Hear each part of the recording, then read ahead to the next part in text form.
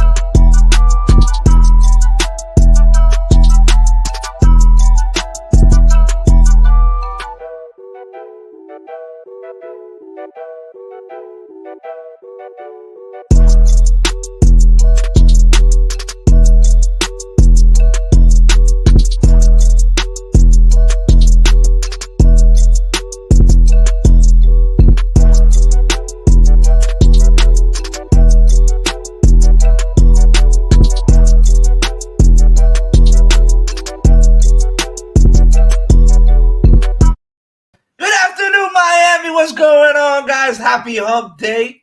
It's your boy Big Philly 305 with me. I got Willie Bayman 84, and today is a special day. Today, not only we giving away some stuff, but we're gonna have this man come on the show, the Superman himself, the super fan for Philly, the Philly sports guy. Let me introduce y'all to him. What's going on, my guy? How are you, buddy? What's up, guys? What's up, guys? happening? Good to see you. Thank you for having me. And Nice to meet you. Nice to meet you, brother. time, man. I know you're running a lot. I know you're a busy man. So, but we want to get you on here, get to know your Eagles, get to know your fan base, and hopefully we can, teach y'all a little something about our Finns fans down here, and let us know, how we get down. So, Hell yeah. a lot of fun that's going to come on this show. Well, I'm trying to disconnect something here because it's too much shit here. But yeah, man. So thank you again for coming on, man. So tell me, what's up in Philly, man? Hey, listen, we're just ready to get on with the season. I mean, of course, there's a Red October that's going to be happening here soon too. So we're a little excited about that. With the Phillies going on, but the Eagles, there's a lot of excitement following the Eagles right now, and we're as you guys know, because I'm sure that there are a number of Eagles fans that have made it down to Miami. Because every time we go to Miami, it normally happens every 4 years, and we don't ever really play you guys in the preseason. No, but it's rare. It's rare now. No, but back then I remember we used to, because there was like a set schedule for preseason for a little while. Like it was usually them. It was like Then your hometown team, the hometown, the same state teams play each other. Yeah. It's usually stuff like that. I know. Oh, Tampa, Jacksonville. Right. And it was some other team. So it's usually like something like that back then. But then we stopped. They started switching it up a bit. I know we still stayed playing Tampa, but like this year, like for instance, this year I don't think we didn't play Jacksonville, right?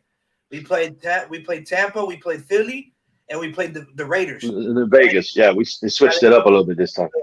So that's cool. We get to see other fan bases, other teams. I don't think they'll start anybody this Saturday. So we'll get to know some of the other guys that are on the roster, especially like those guys that are fighting to make a roster spot. And for those guys who gets cut, we get to see, what they have to offer because a lot of guys get picked up too, especially for practice squad pickups. So it's going to be a lot of cool things that are going to happen. Get to show their talent a little bit. Yeah, exactly. So we get to see that, and then they get to do the same. We have our theories of guys that are going to cut on our roster. You never know who ends up in Philly. You never know who ends up anywhere. Right. It is crazy. Yeah, it does get crazy sometimes. And I think that's part of the reason why they started to do that because, over the last couple of years, we've been natural trade partners. So I kind of feel that that's part of the reason why that we're there playing preseason now. Well, you guys just traded that safety you picked up today. The safety you traded from Seattle. You picked up for Seattle. You guys traded away White. Correct. Arcega-Whiteside. Arcega-Whiteside. And then that safety you guys picked up, you guys just traded him for late swaps for late draft picks to Tennessee. I just saw it on Bleacher. How about that? See, and it was possible. It was possible that he wasn't going to make the squad anyways. I think that. I know there was a lot of questions with him over the years. especially with him in particular because he was a early draft pick, if I remember correctly, right? With Whiteside, I think it was a fourth-round pick. Okay, fourth-round pick. But I know that they so JJ Arcega-Whiteside was a second-round pick, but he wasn't going to make the squad this year. He's getting phased out. They have so much talent now at the wide receiver, which was the issue with Philly for a couple of years was the wide receiving core, and they had right. a lot of if I'm not mistaken. That was before Devontae Smith got over there, I believe. Yeah, I don't know. Yeah, last year, the year before with Rager. I mean, they chose Rager, and of course the big deal was with Jefferson. The last thing I can remember was Jeremy Maclin was about maybe the one relevant that you've had before Devontae Smith got back. I mean, got with you. Maclin was pretty good, but we've had tight ends. Tight ends have been tight ends, yes. Not necessarily receivers. How did you guys feel about trading away this guy last year to Arizona? Ertz. We felt that. I felt that it was time. It was good. It was good that they kind of put him to a team that was going to try to make a run for the Super Bowl. At the time they made the trade, it looked like it was going to, that they were really in the driver's seat. Right. It's difference a day. What a difference a day makes. You know what I mean? It was like all of a sudden they got him and they started to go downhill. Yeah, Kyler went down is what happened, I think. If I'm not mistaken, he went down for like 2 weeks or something like that. Y'all said that bad juju over there. Right, exactly. Well, at least you guys try to send them to good teams. We like to send players to like Cleveland, But also you can see that Gold Dirt was kind of like breathing down his neck almost in a way, right? Sort of. I would think he was showing out. Dallas Goedert. Goedert was there. Goedert, my bad. But there was there was at the end of the previous year, he thought he was going to be let go then, and he wasn't. Okay. So it was a little bit awkward in the beginning of the season, and there was always this air that he might might be traded away, and he wound up just finally getting traded away. I think that it was, at the time, it was probably a halfway decent move for him. They didn't get really much for him. I think they only got a 6th-round pick. You guys kind of did that like a favor. Like a favor for him. Correct. So, and like I said, at the time then we traded him, they were 11-1. Right. And they didn't even win the division. So. Yeah, but that division we talked about the West, and that division is it's changed. It's changed.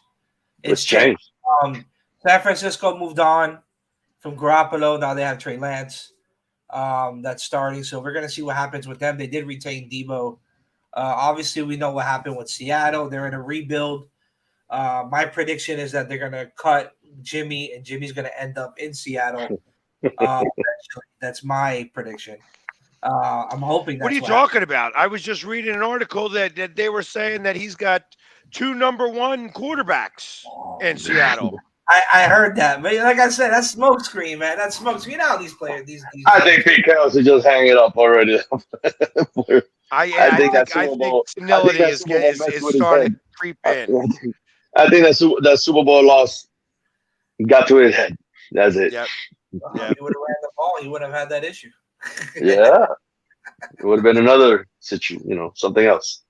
Well, I mean, we did give you guys Jay Ajayi that helped you guys go to the Super Bowl that year too. So yes, I remember.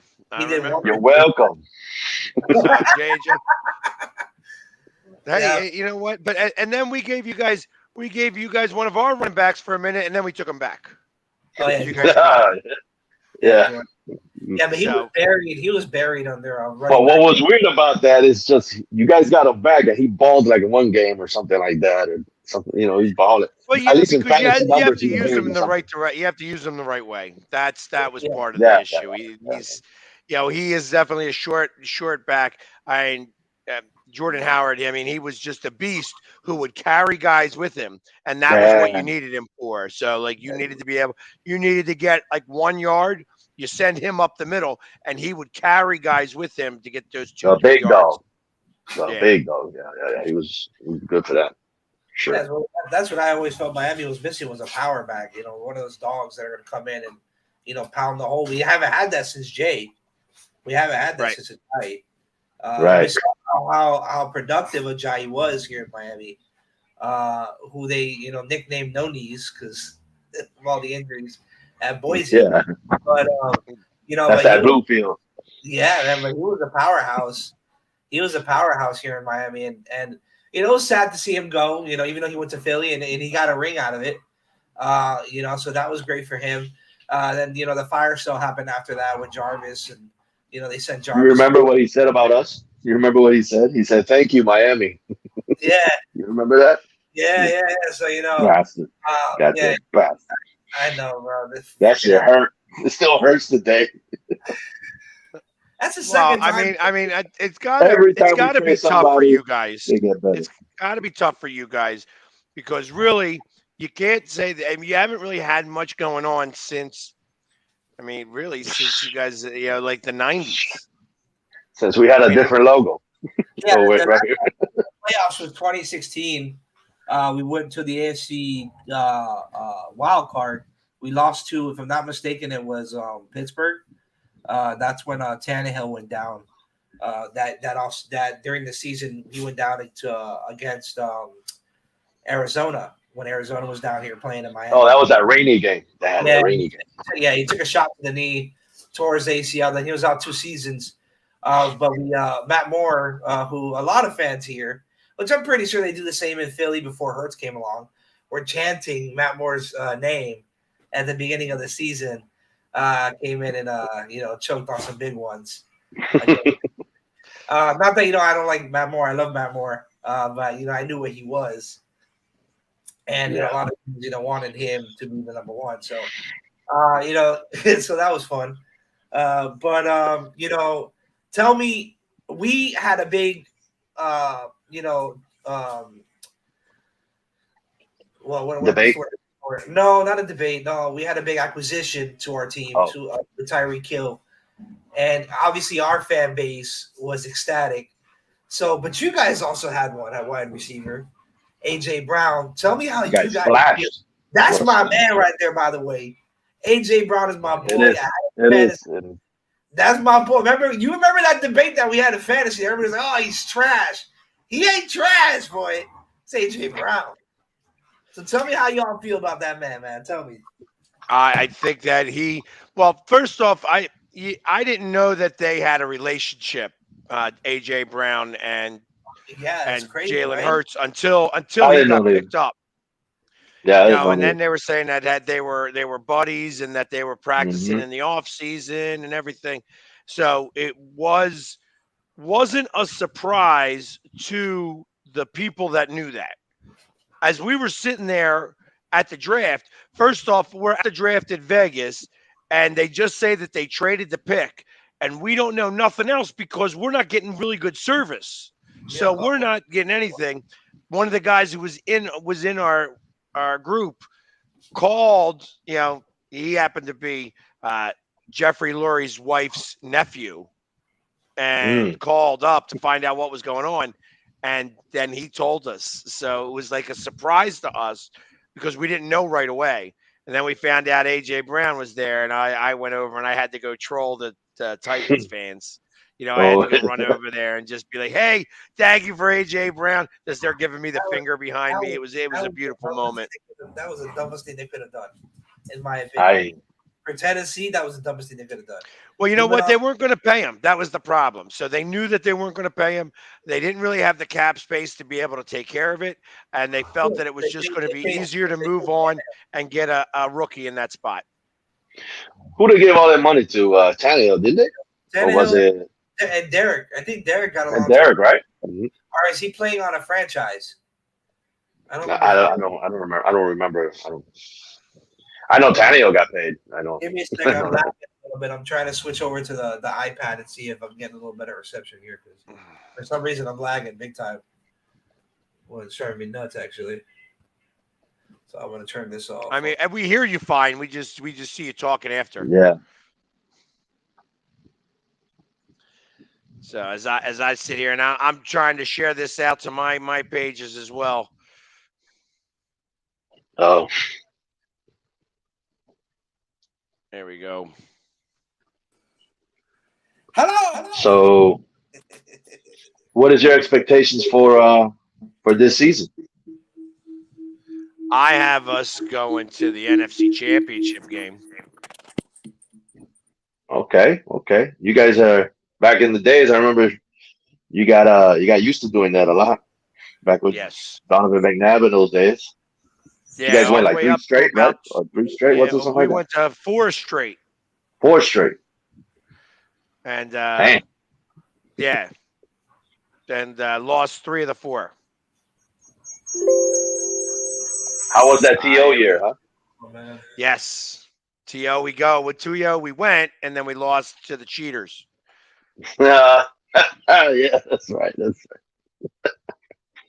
We got right. him back though. We got him back. You did. They You don't. did. know, they found out that unless they cheat, they can't beat the NFC East. What was that fan base like when you had Carson Wentz and Nick Foles? Like the whole drama between those two, the Well, back and forth. it wasn't Well, really a that must big have been drama deal. because I forgot there's the injury. That's right.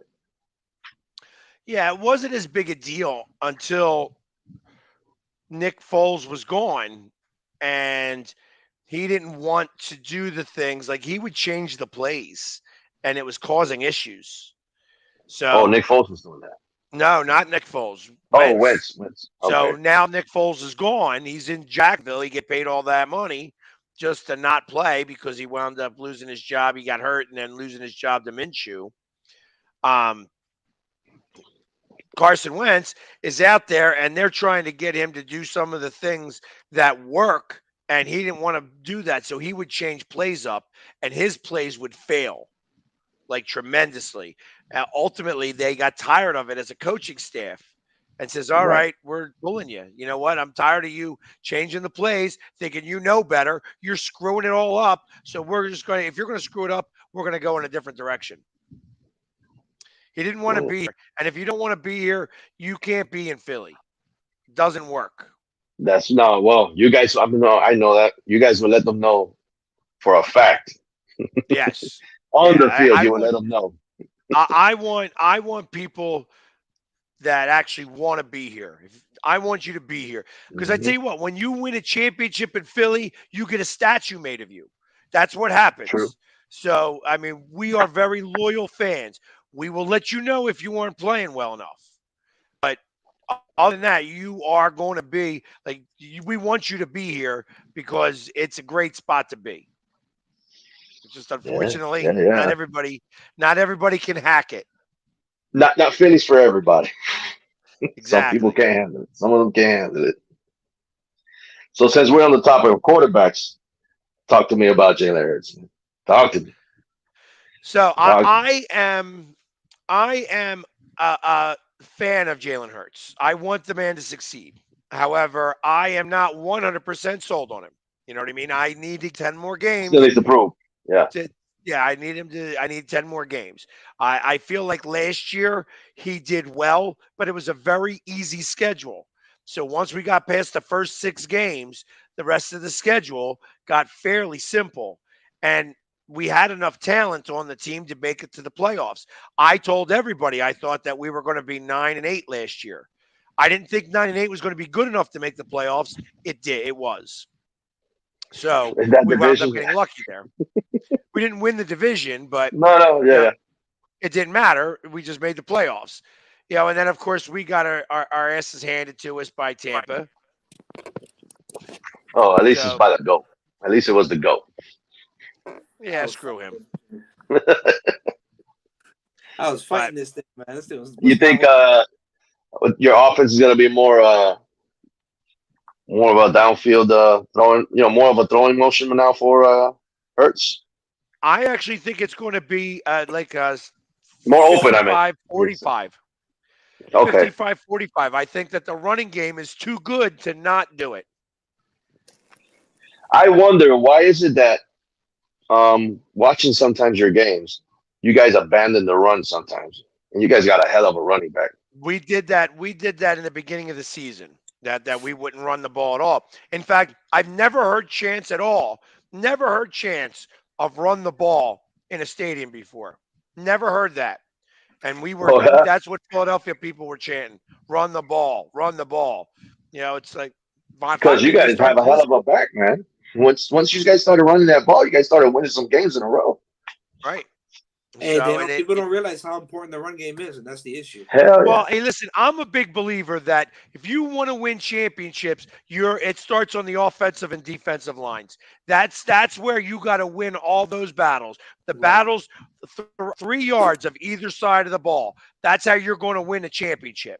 And I feel that this year that is now solidified in a way that hasn't been solidified in a couple of years for us. The last time that I felt that it was a big deal was in 2017, where we had a really good offensive line and we had Fletcher Cox, who was having a really great year that year.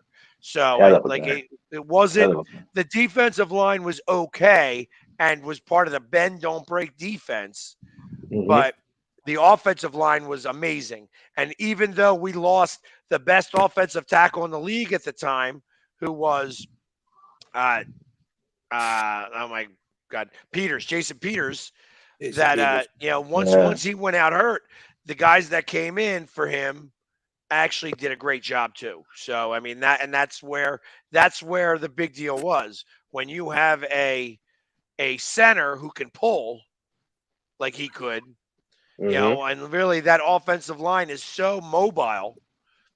It really has done it's that's what's going to win a lot of games this year. I feel like that we've got the best offensive line in the league. You guys still got Kelsey, the Kelsey brother, Yep. or you still got Yeah. him, right? We have the Hell older of a, brother. hell of a, We have the the older older brother, brother. Yeah, yeah. Jason Kelsey. That's a good ass. Yeah, Jason Kelsey. Hell of a line. Hell of a line. Yeah. Yeah, he's a good. He just had elbow surgery, right? Yes, he got his elbow cleared out. They took away some scar tissue and I think a couple of bone fragments and such like that. So he's going to be playing week 1. Okay. Oh, okay, that's good.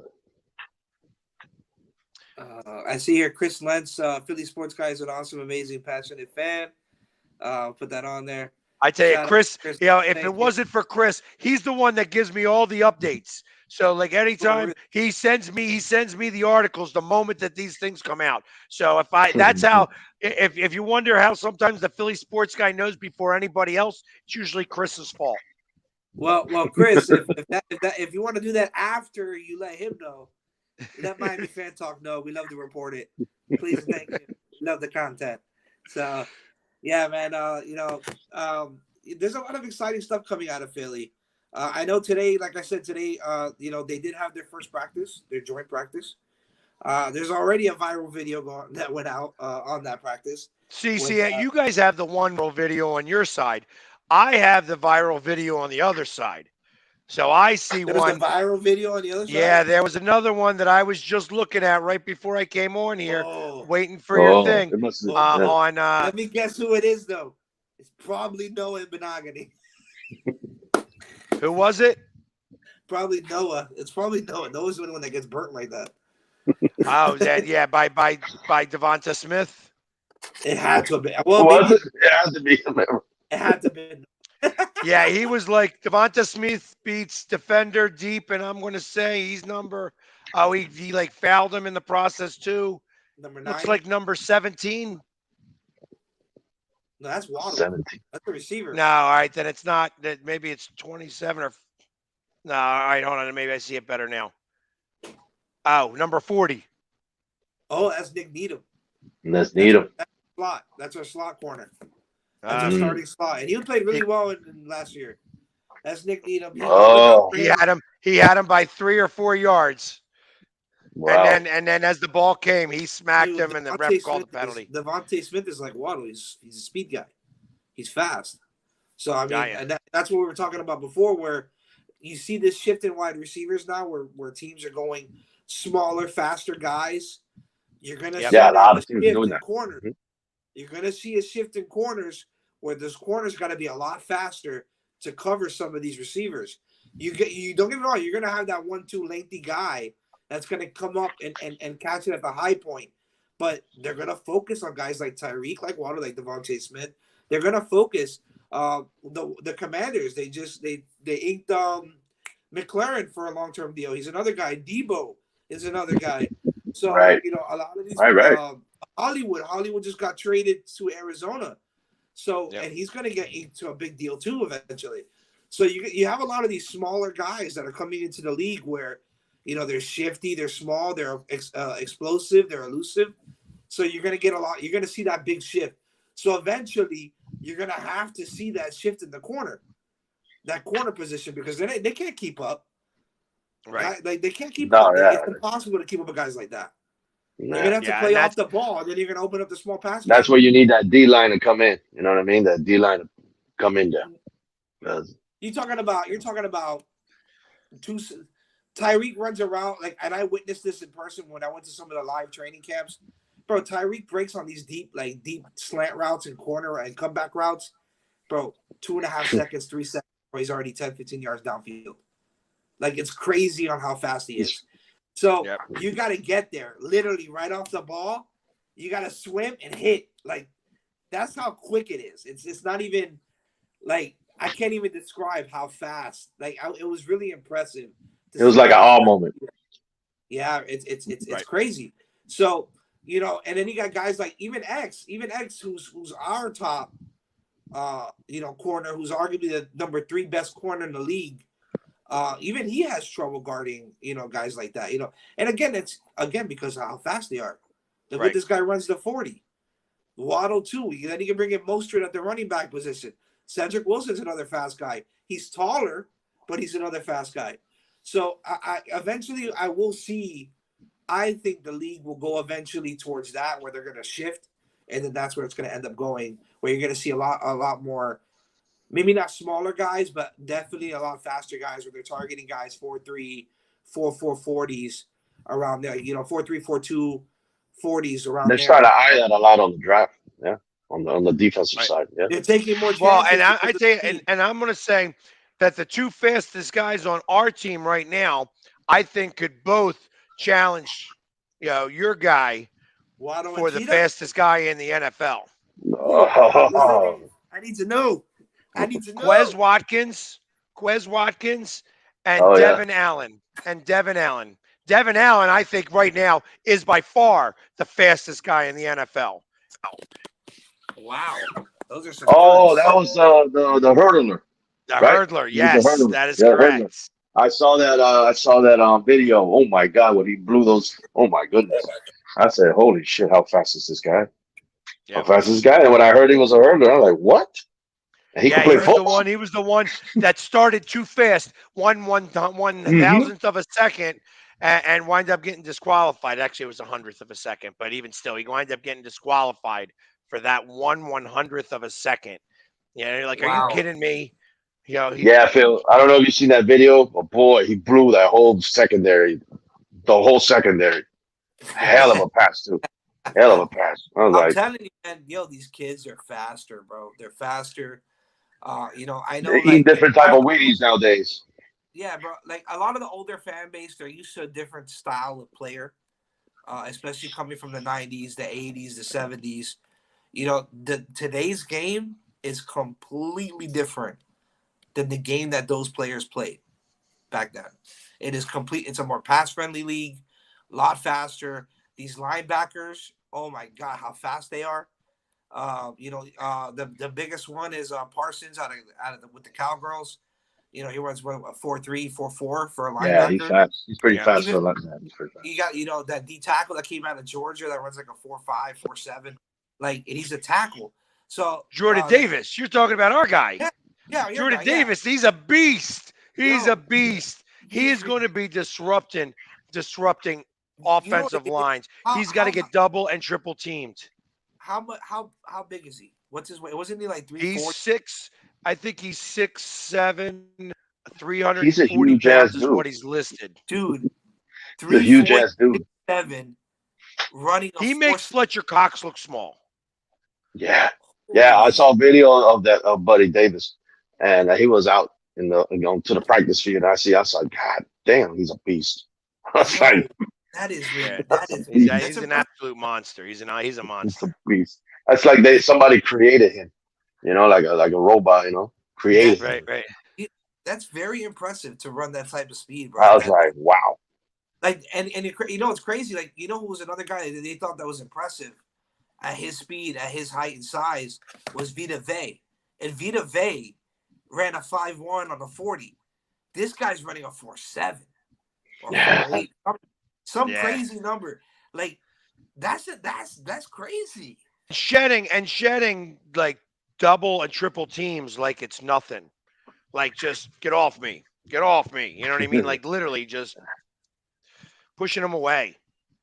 And that is something that you can't teach that. You Nah, you can guys to a hit on certain there. No, extent. you hit on that But one. That's he's able to make that happen right away. I mean, it's a franchise player right there. Franchise. exactly. So I'm going through the comment section. So Webo 85, he is one of our panel members. He's the Packer that I was telling you about backstage. He wanted to ask you what do you guys think about Kareem Hunt? Um, So I don't know that deal is going to really get done. I mean I obviously the idea of Kareem Hunt is a He'll good fit one. perfect for you guys. Yeah, that he would be that guy that we're talking about, that we were talking about, like Jordan Howard or Mm-hmm. Jay, that is going to be beast back, who's going to pick up the 1-2 yards that you would need. right. I think that the problem I see with that is that what are we going to give up for him? Like I don't see the Eagles getting rid of like a running back. They might be able to trade a wide receiver. I mean, I guess you could You don't almost think they'll say, swap out Miles Sanders for him? say again. You don't think that, even though I know Miles came out with some comments today, where he actually wants to prove people wrong, which is great because I love him as a back. Um, but do you don't think they'll swap him out for Miles No, for I for wouldn't. Miles Sanders? I would No. not do that. But Okay. that's why they don't pay me the big bucks. No, I don't think I would do it either because you're gonna have to pay him. And honestly, you kind. I mean, don't get me wrong, Kareem Hunt is Kareem Hunt, but you kind of get the same thing there, to an extent. But to pay somebody that, it doesn't really make sense to. I would keep Miles Sanders, let him run with it. You guys are gonna go shift more towards, which I know some Figo fans probably won't like it, but a more pass friendly team, especially with the new acquisition with AJ, because AJ's gonna require looks. He's gonna require catches. So I Well, would I first off, I think that it's going to take a balance all the way across the board. that So, natural. I Right. mean, I feel that there's going to be three players that really seem to do well in this, or four players that do well in this offense, and it's going to be Smith, Goddard, uh, Brown, and then whoever is that running back. And Right. I think that it's going to be a running back by committee because they want to keep them all fresh. They'll probably go with hot hand, whoever the hot hand is for that game, Right. and then play those cards that way rather than try to do something like. Again, I'm not a big fan. I don't. I like the idea of Hunt. I just don't want to give up a lot for him. I'm not interested in giving up players for Kareem Hunt. I can agree, and I don't think that it'd be smart too to give up. I don't know what's your draft capital look like for next season. With the AJ Brown trade, did you guys give up a lot of draft? I didn't read into the details. Yeah, I want to say that. I mean, well, Fletcher Cox comes off the cash year. I expect that if he has the year that he has, that he's going to re-sign. I think that right now that we have maybe like 15 million under the cap next year. We So, should which isn't really a lot of money, but know. I don't even pay attention to that because the one thing about NFL GMs right now is that they are capologists. They know how to play with the numbers to make whatever they want to make work. That's true. I mean, look at Miami. So, look how Miami did what they did. They gutted the team first. I mean, we all know what happened with Stephen Ross and the accusations with Brian Flores, which we all saw it as fans. We knew what was happening. That's probably why I didn't buy season tickets that year. I mean, just saying. So I already knew what was Right, coming. right. But they opened up a lot of cap room. They were able to bring these acquisitions. You do have a rookie quarterback who has one more year left on his deal, so they don't really have to worry about him too much. And they were How do you able to. feel about Tua? So That's all you had to say. That's all you had to listen, say. hold on. hold on. I'm gonna say this. I came into the draft wanting Herbert. I actually wanted to keep Tannehill, but I came in the draft. I was like, we're gonna get rid of him. I want Herbert. We got Tua. I just want him to succeed. That's my team. He's our quarterback. He's a great if you actually look into him, he's a great person. Like he has that, he's from Hawaii, so he has that Hawaii feel, that very respectful. And he could be that guy.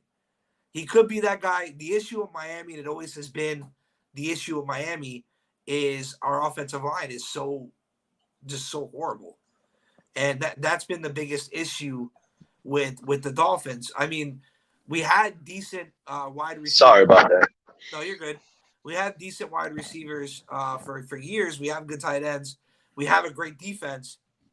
But the issue is when your quarterback can't hold the ball past 2.5 seconds. Because we at the time we had those speed guys like that. We had Jakeem Grant, but yeah, guys like Devontae Parker, who's a little slower. So you have to give it time to develop. So ultimately, they switched to the RPO scheme, where Tua had the fastest release time in the NFL for a little while. Getting rid of that ball because the offensive line could not, for the life of them, hold up. So we did some acquisitions. We brought in Trent Armstead, who is a veteran. He is a stud at left tackle. He came from New Orleans. So we did bring him in at the tackle position. We have some young talent that was part of that abysmal offensive line that we had, but they were very early draft picks. Liam Eichenberg was a second-round pick.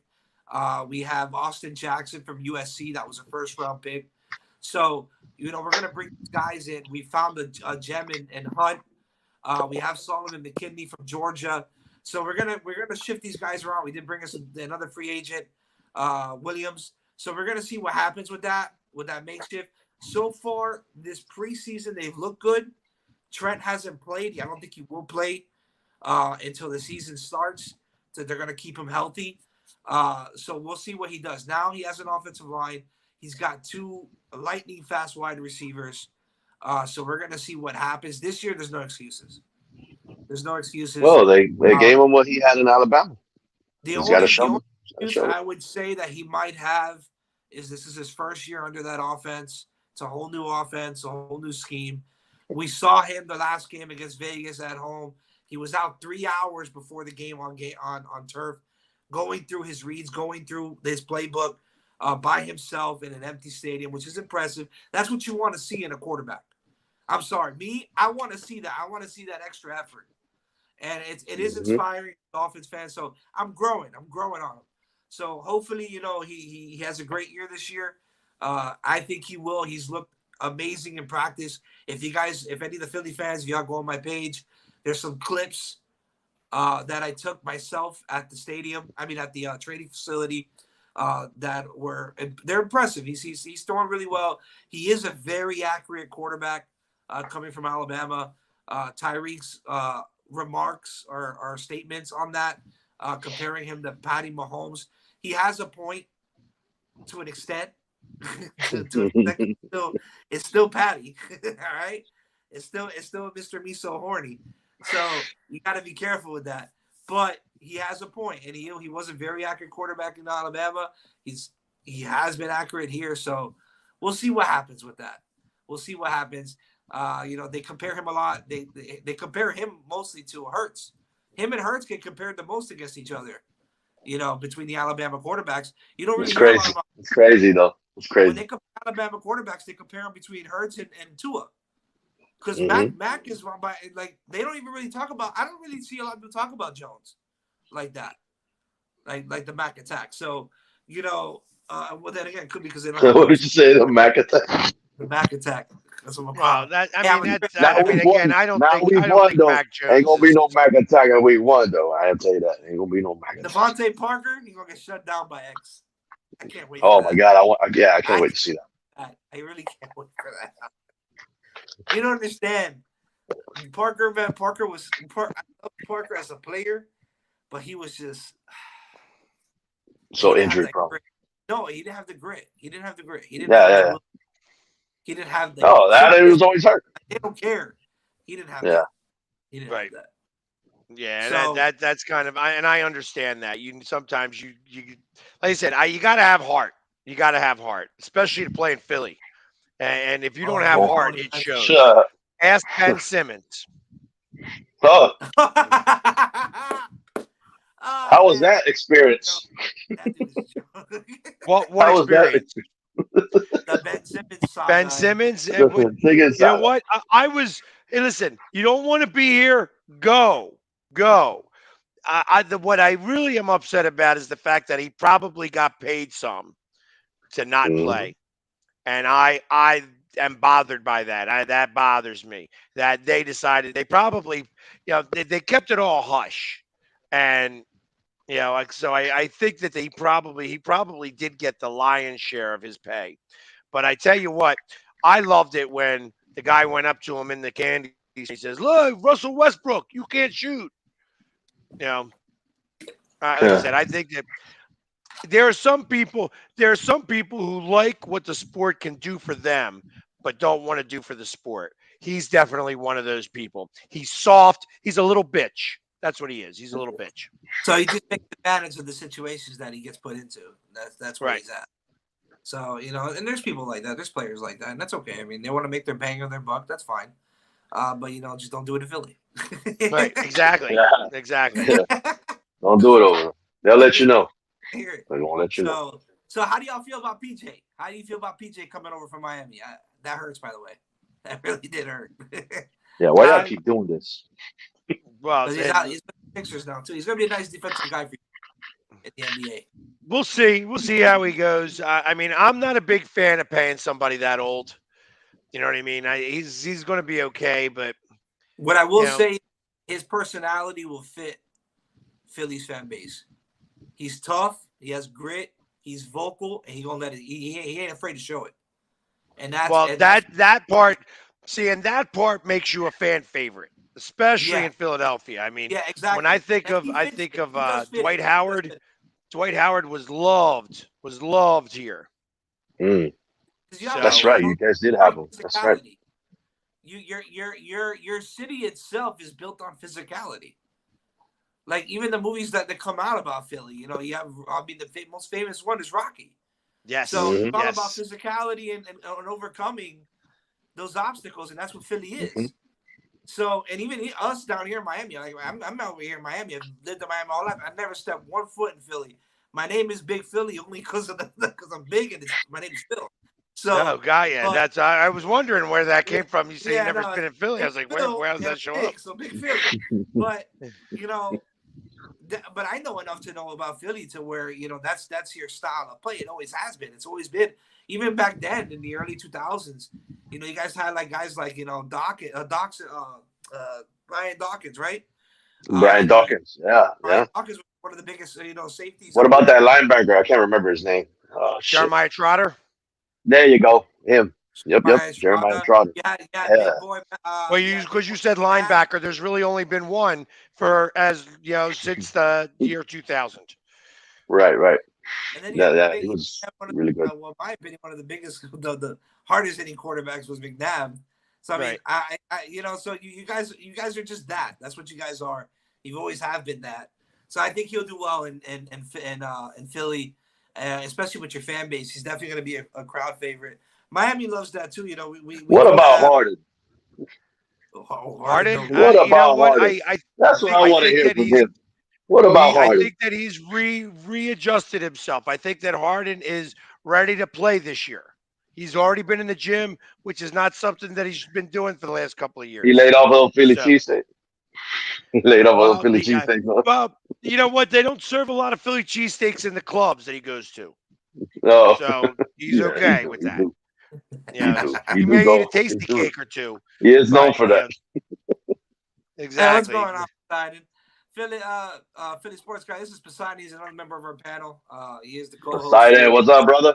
Poseidon 305. What's going on, What's buddy? going on? What's going on, fellas? Hey, How you brother. doing, my man? Hey, All man. right, I all right, see all the right. Dolphins helmet in the background, Oh man. yeah, I gotta do that. Oh You guys are shit. all over my business, man. That's the only thing I have there. Hey, y'all can't see all That's the only thing I have there. my shit's all over here, bro. So I got all my stuff over here. Keep it simple. I had to switch the desk around. She was driving me nuts. So I couldn't do it no more. I had to like move it to get past the bed, and then I couldn't do this shit no more. I understand. So, hey, yeah, man. So we've been talking. We're talking. We're talking a little bit about the Sixers, man, with PJ going over there. And talking about the type of fan base Philly is.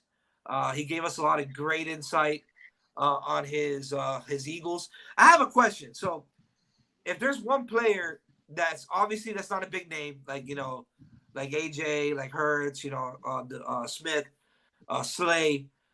Maybe another guy. What is another guy on your squad that fans should really look out for? Look into, possibly somebody that deals with fantasy that you would say would come out of Philly. Well, I mean, the problem is that there's no secrets really on our team. That Dallas Goedert being the tight end is actually a great tight end. He's well known. Then you go into. Sorry, I'm gonna get myself off of the other screen that I'm on. They said I had that other podcast that I'm going to be getting started here. So, but I also think of, I think of Quez Watkins. I've been touting this guy since the moment he got in the league. He's definitely one of the fastest guys out there. And I think that him and also Devin Allen, again, we mentioned him a little bit ago. Yeah. That was the hurdler. These guys are fast. And I think that Devin Allen is going to be used in special teams. Okay. And that's how he's going to make the team. And then also Quez Watkins being in the slot and doing those deep routes, he's going to wind up getting some balls because you got all the people that you got to pay attention to up front. Then he goes for a bomb. He's going to have some of those Deshaun Jackson plays this year. Oh, okay. Okay, DJ. I see how you think you're going to use them. Stretching that field, keep some guys on the, Devontae, those mid-level routes, AJ coming on some short routes and he pop them in over the top. So I can see that. I can see that happening. And it's going to be a tough challenge for defenses to cover you guys. What do you guys feel about your defense? Is your defense the real deal? I know you guys did bring in some players. We talked about them a little earlier. You have Slay. How do you feel? Is Philly's defense scary? Is what I want to ask. Yes. So, and I feel that, so last year we had, I don't think that the cornerbacks really had, you couldn't really use the cornerbacks in the way that they played as the baseline because there was no pressure on the quarterback. Quarterback could sit back there, eat a sandwich, file his nails down, and then throw the football. And you can't do that. You can't do that. So that's why there was no interceptions. This year, now you're going to put Fletcher Cox and Jordan next to each other, and they're going to be going up the field. Then you got Brandon Graham, you got Hargrave, you've got all these guys that are going to be able to get at the quarterback. And that means when you start getting at the quarterback's going to get hurried. He's going to throw the ball fast, and that's when you start to get interceptions. That was the one thing that was missing a lot last year was the turnovers. We just did not turn over the ball at all. Like we turned it over, just we couldn't get any turnovers. And that's going to change this year, I think, with just I heard a lot last year. I heard a lot last year. I really did. Especially against the good teams. I'm setting up this wheel for the giveaway. Hey, Philly, I just wanted to ask you because we spoke about that division and the way Jalen Hurts played last year. I still have a couple questions about him. I warned them before the show. It's not. I'm not saying he's going into year 3. And a lot of these quarterbacks, especially running quarterbacks, they tend when they run the ball a lot, they tend to get hurt. Just like what happened to RG3. My question to you, and obviously last year, Jalen didn't throw. I felt like he didn't throw the ball as much, and now with AJ Brown, and you pair him up with Devontae Smith and the hurdler. What do you think? Think that he makes that leap in throwing? Because I got a lot of questions about him throwing the ball, man. I felt like he ran the ball too much last year. So, what are your thoughts? I somewhat agree with you. First off, he can't throw rainbows. No rainbows in the NFL. Cannot do that. Yeah, when with a lot, I would say 4 or 5 interceptions were some of the long balls where it was they could go underneath and call for a fair catch. You know what I mean? You Right. can't throw the ball that way. You got to have some zip to it. So when I he's agree. doing the smaller throws, he's able to do that. When he goes to the longer throws, it becomes more of a rainbow action. And if you're going to rainbow it, you got to make sure that the guy's got like 4 or 5 steps on the defender. That's the only way that you're going to be able to do that. I I agree. think that that's going to happen more this year. The one thing I will say is that Jalen Hurts has progressed every year, but I'm Yes. not far away from where you're talking about because I feel that I still need to see 10 games. After 10 games, there's 2 ways I'm going to look at it.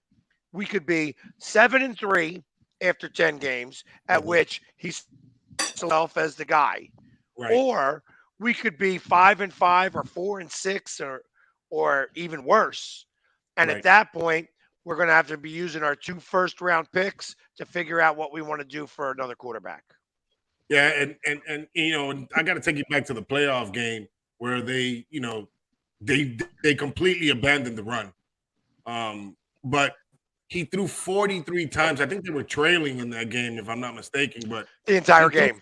He threw 43 times and completed, I believe, about 23 to 25 of his throws. So when it comes to playoff games, and you guys like Lamar Jackson, and and the Fields and the who's the other one, and the Josh Allens who like to run the ball. When, to me personally, Hurts has to show that he can throw that ball if they want to get to the next level, because Right. he's not throwing the ball enough to show me. And now with AJ Brown, and again, I was hearing you guys earlier, I didn't know he had a relationship with AJ Brown. No, Yeah, I didn't know we- either. I didn't know. We didn't really know either. So to me, But they were out practicing. that's kind of crazy, especially with a guy that caliber. But he really got to show his ass off this year, and obviously he got the running game. I think the Eagles got the best running game right now in the league. But now, these quarterbacks can't run the ball like that, and in order for them to get to the promised land, they just got to throw that rock. So Go get him in fantasy. I mean, there's a lot of people that are saying that he's going to have one of these, amazing years. I'm one of them. I'm one of them that I'm saying he's a Pro Bowler. I'm saying he's going to be a Pro Bowler. I mean, he's a plus 3,300 for the MVP. That's worth it to throw $10 on. Oh, I mean, I'm not a gambler, but right. if I was a gambler, to take that type of money is not so big. I'll take it. Yeah, I'll exactly. take that. If he does get the MVP. He's that, yeah. So, And another question, with Miles Sanders, to me, he's a great running back, no doubt about it. But the injuries have hurt him a lot the past 2 years. But they got these guys. Do you think that this could be maybe the last time, the last season you see Miles Sanders in a uniform with the Eagles? Possibly. The Eagles don't really value the quarterback or the running back position very much. So because of that alone is why we could possibly see it. I totally agree. And you guys brought Jordan Howard back, and he picked up right where he left off. He wasn't doing shit for us. And then he goes back to Philly, and he's over there running for touchdowns. He couldn't average. Yeah, like 2 touchdowns that one game, right? Completely shot. shot. If you had him on fantasy, you were cooking. You were cooking with him. That's to be. Yep. So, And I was a big Jordan Howard fan. I love it when guys are running up the middle and they're just taking guys with them. They're They had bullying 5 their and way 6 through. guys to go with them. Mhm. Got the guys like the Marshawn Lynches and the Jonathan Taylors of the league. Yeah, Marshawn Lynch ain't going to be running no more, unfortunately. No, he should have ran that night. He should just Hey, ran, not drive. He should have ran, not drive. He should have ran that night. But what I was gonna say is, so it's 8 o'clock. I mean, we got through majority of the of our questions that we wanted to ask you. I did have some requests to allow open panel. So if you can do me a favor, because my computer, for some reason, I'm on the iPad right now, but for some reason my computer is taking a shit. If you can copy the link onto the comment section, and what we're gonna do is we're gonna let one fan in at a time, ask their questions, and then remove after, obviously the Philly sports guy answer those questions. And again, if any of your guys, if any of your fans feel Philly want to come on and ask us questions, we'll be more than happy to answer anybody's questions. But if you can do that for me until my computer reboots, I'd greatly appreciate it. You need to get a new computer. So I got a question for you guys. I mean, Yeah, just because I didn't ask it yet. What's going on with the owner, and how much is it affecting the team? I don't think not a bit. I don't think it affects the team. I think it affects more the fan base. The fan base, I know some of the fan base, not all the fan base. Maybe the old schooler ones. Yeah, the old school guys, they don't like that took the hit on the draft pick. Steven put the blame on his protege, and we saw that when he went ahead and redelegated who gets the team after he passes, which he switched it from his VP to his daughter, to kind of step away from that. Although it's still called the shots in the background. Although he's called in the background, because Brian Flores is Poseidon calls him Flowers. Brian Flowers, his lawsuit, obviously stated that Steven was the one who really pushed for the meeting with Tom, which, me and Poseidon were like, hey, if you wanted to bring Brady here, why not? I don't care. I'll take that first round pick for a Super Bowl any day of the week. Tom Brady is Tom Brady. He's still even at 45, he's still an elite quarterback in this league, and dramatically improves your roster with his experience and his leadership. So, and we already know that he wants to have ownership stake in Miami anyways. So, I personally didn't mind what they did. Obviously, it set us up for what we have now. And if a first round pick and a third round pick is all that it costed, and a little suspension that really didn't matter, it doesn't really matter, But you do have some fan base, some people in the fan base that are upset over the mainly the draft pick, and how losing a first round pick is a big deal. No, it hurts. I'm not saying it hurts. But now when you have two in the same draft, it doesn't hurt as bad. Right. Now, if we didn't have any, it might hurt, but we have another draft pick. So, and I'm pretty sure they can make some moves to acquire another draft pick. We know how savvy Chris Greer is when it comes to acquiring picks for players, or even moving spots to acquire more players, more draft picks, maybe not in the same draft, but the following year. Well, he's done a hell of a job getting. He's done a hell of a job getting us picks. So, and being able to maneuver those picks, because that's how we got Tyreek, was because of that. So, and so you know who he's learning from. Howie Roseman. Yeah. We have been natural trade partners because they do have a pretty good relationship. They do. Right. Yeah, they do. They do. And remember, he did a lot of scouting and a lot of other things. Chris Greer had a lot of scouting experience before he became a GM under Ireland. So, and Ireland came from that Bill Parcells tree. So we already kind of know what we're getting out of Chris. And again, he's doing an excellent job, in my opinion. he could have hit better picks at the line position, like Jonathan Taylor. or Poseidon is still. Well, I say DK Metcalf was one too that he missed out on. So, there's Yeah. a lot of players that we could have had. Again, like how I kind of said earlier, where I wanted to retain Tannehill, but the person that I wanted them to bring in was that tackle from Detroit, the Samoan kid. So that would have solidified our Oliver target. Louis Vitae. That guy. Yes, That guy. yes. How do you Yeah, he's an pronounce? Eagle. How could you pronounce that?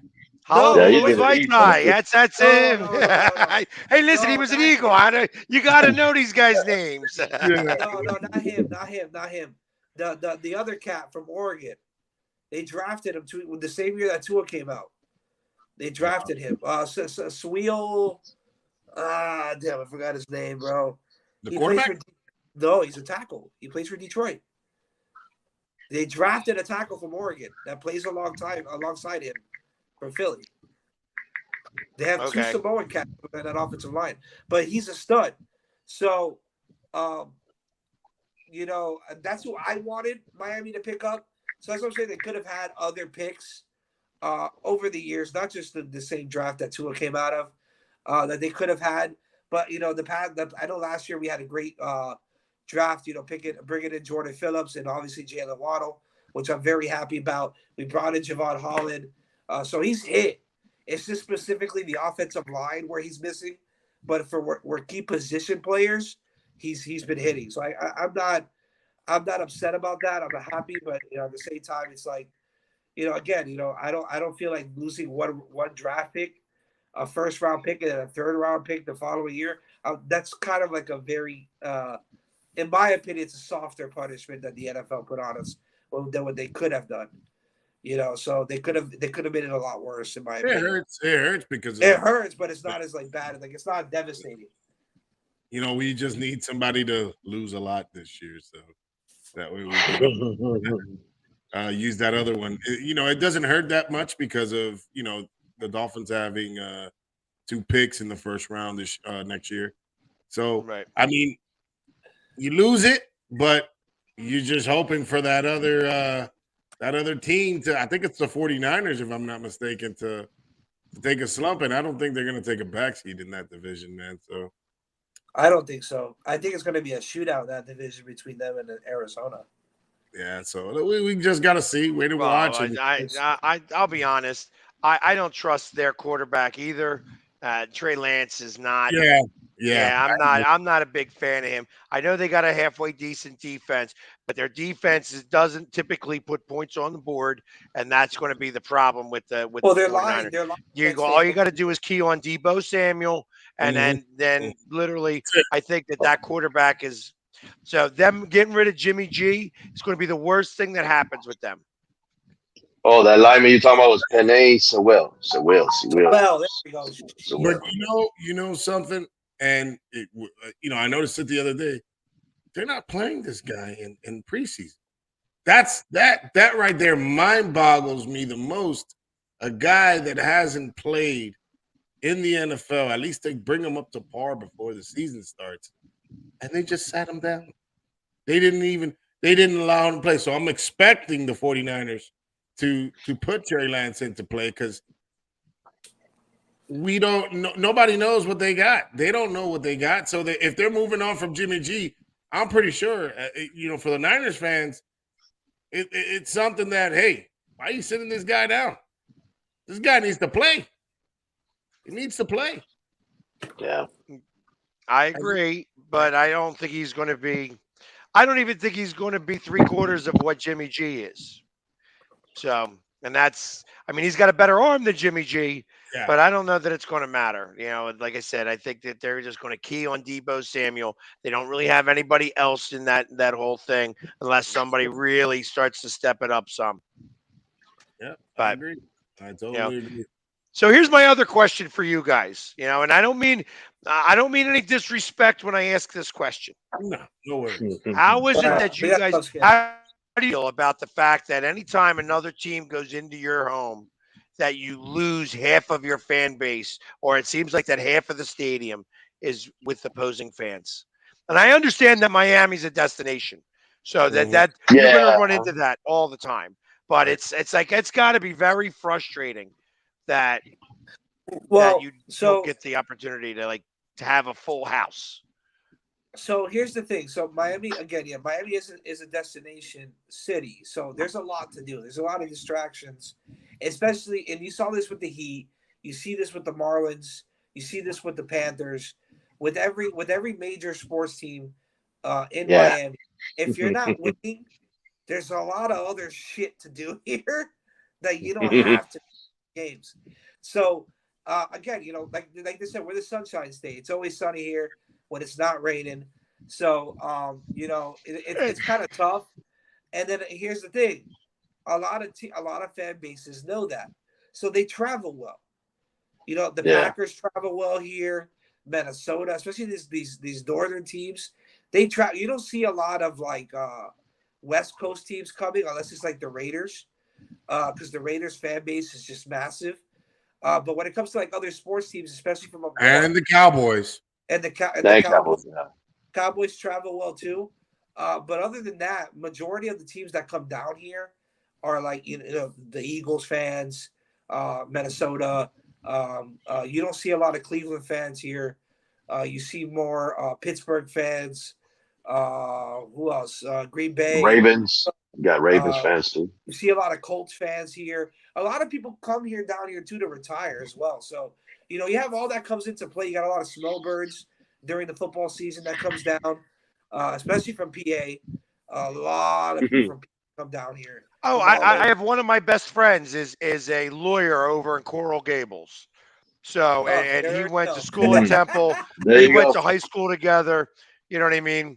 His his wife is a as a judge there, so he's doing pretty well. In Miami, and so when we come down there, we always are hanging out. So we come down there for an extra 4 days because we get Right. do the full thing, and it's not just for the The Eagles game. peaches. It's The just not for just not just peaches. the game. The And whole the thing. The whole enchilada. crust. Yeah. I'm not a big fan of going to the Palms and spending $20 for a little cup of vodka and cranberry. You know what I mean? It's like a I'd shot rather glass get back home. I get to finish it. It's $20. I'm like, oh great, now I'm out of money. So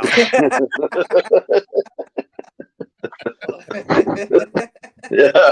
yeah, That's pretty much how it is. Miami will do that to you. You get, people, a lot of people like to vacation here, so you don't see a lot of, you see a lot of Cowboy fans, especially Cowboy fans. There's a lot of Cowboy. you know why is because that the Cowboy fans.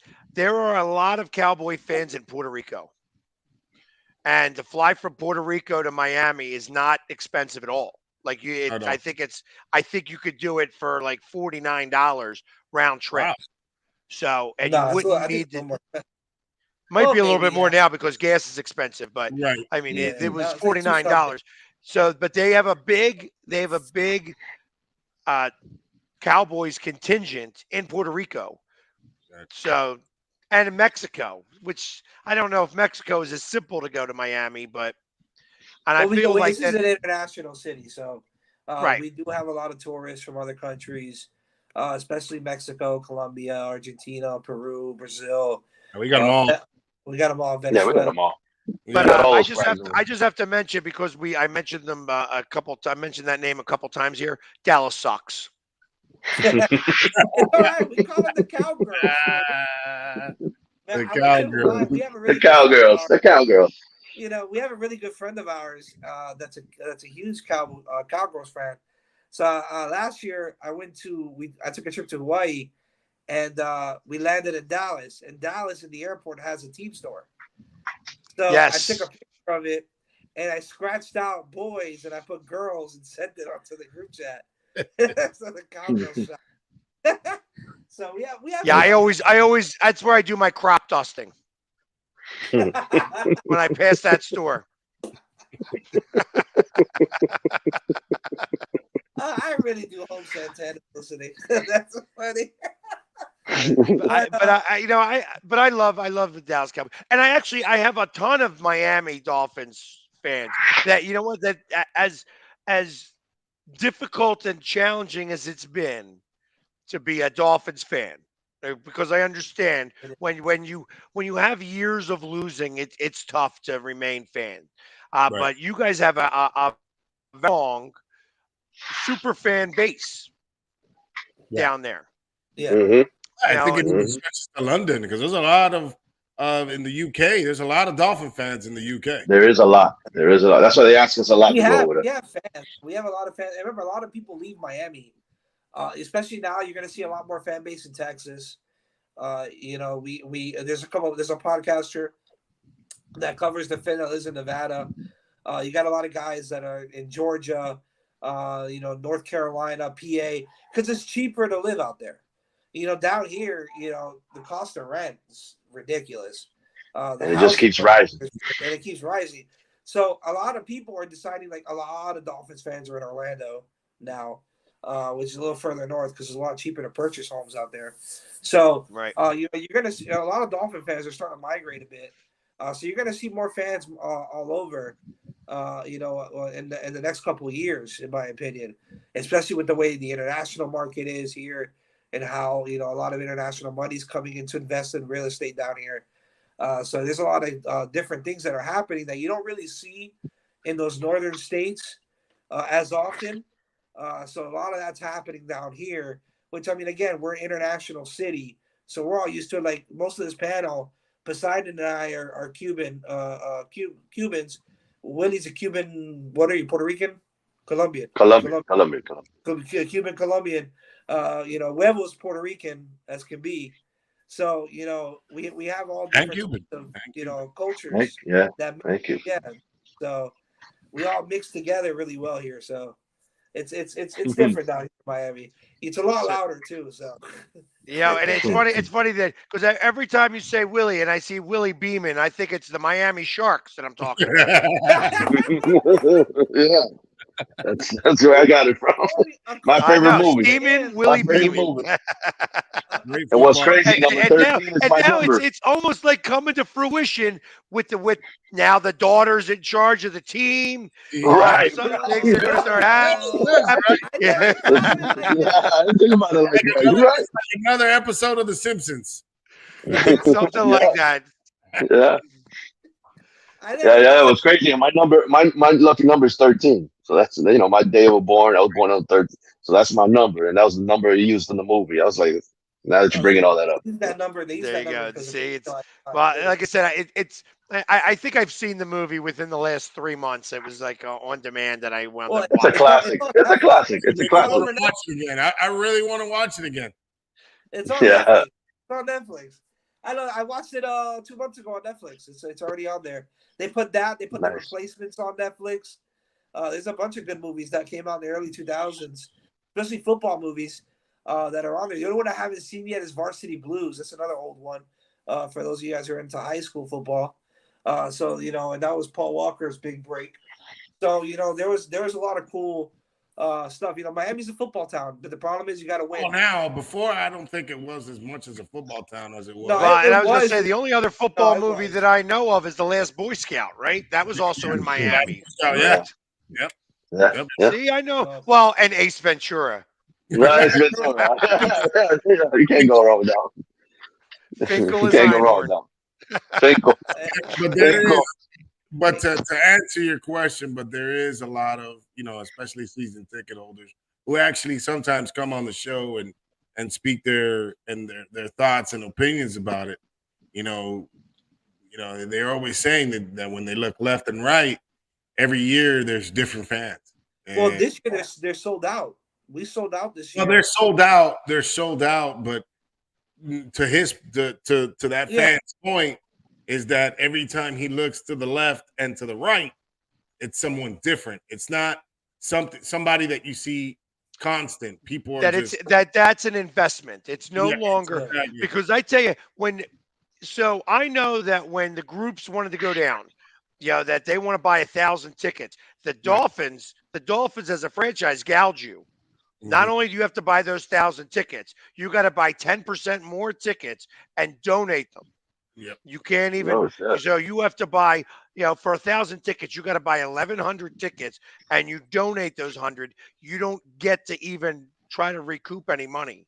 That's crazy. So, Oh shit. But a lot of fans, what some fans do here, I mean, and unfortunately, you see this a lot nowadays. But what a lot of season ticket holders do is they buy not one, but they'll buy like I know a couple guys that buy a whole row. They only use 2 tickets, but they season out the whole row. For instance, my tickets, which the ones that I'm auctioning off tonight, their resale value, and it's kind of tempting because I bought them for $100 a ticket, and I'm in the low bowl, right? I'm right underneath the club section, and Near now the air my conditioner. tickets where the air conditioner. Why I did, I'm fat.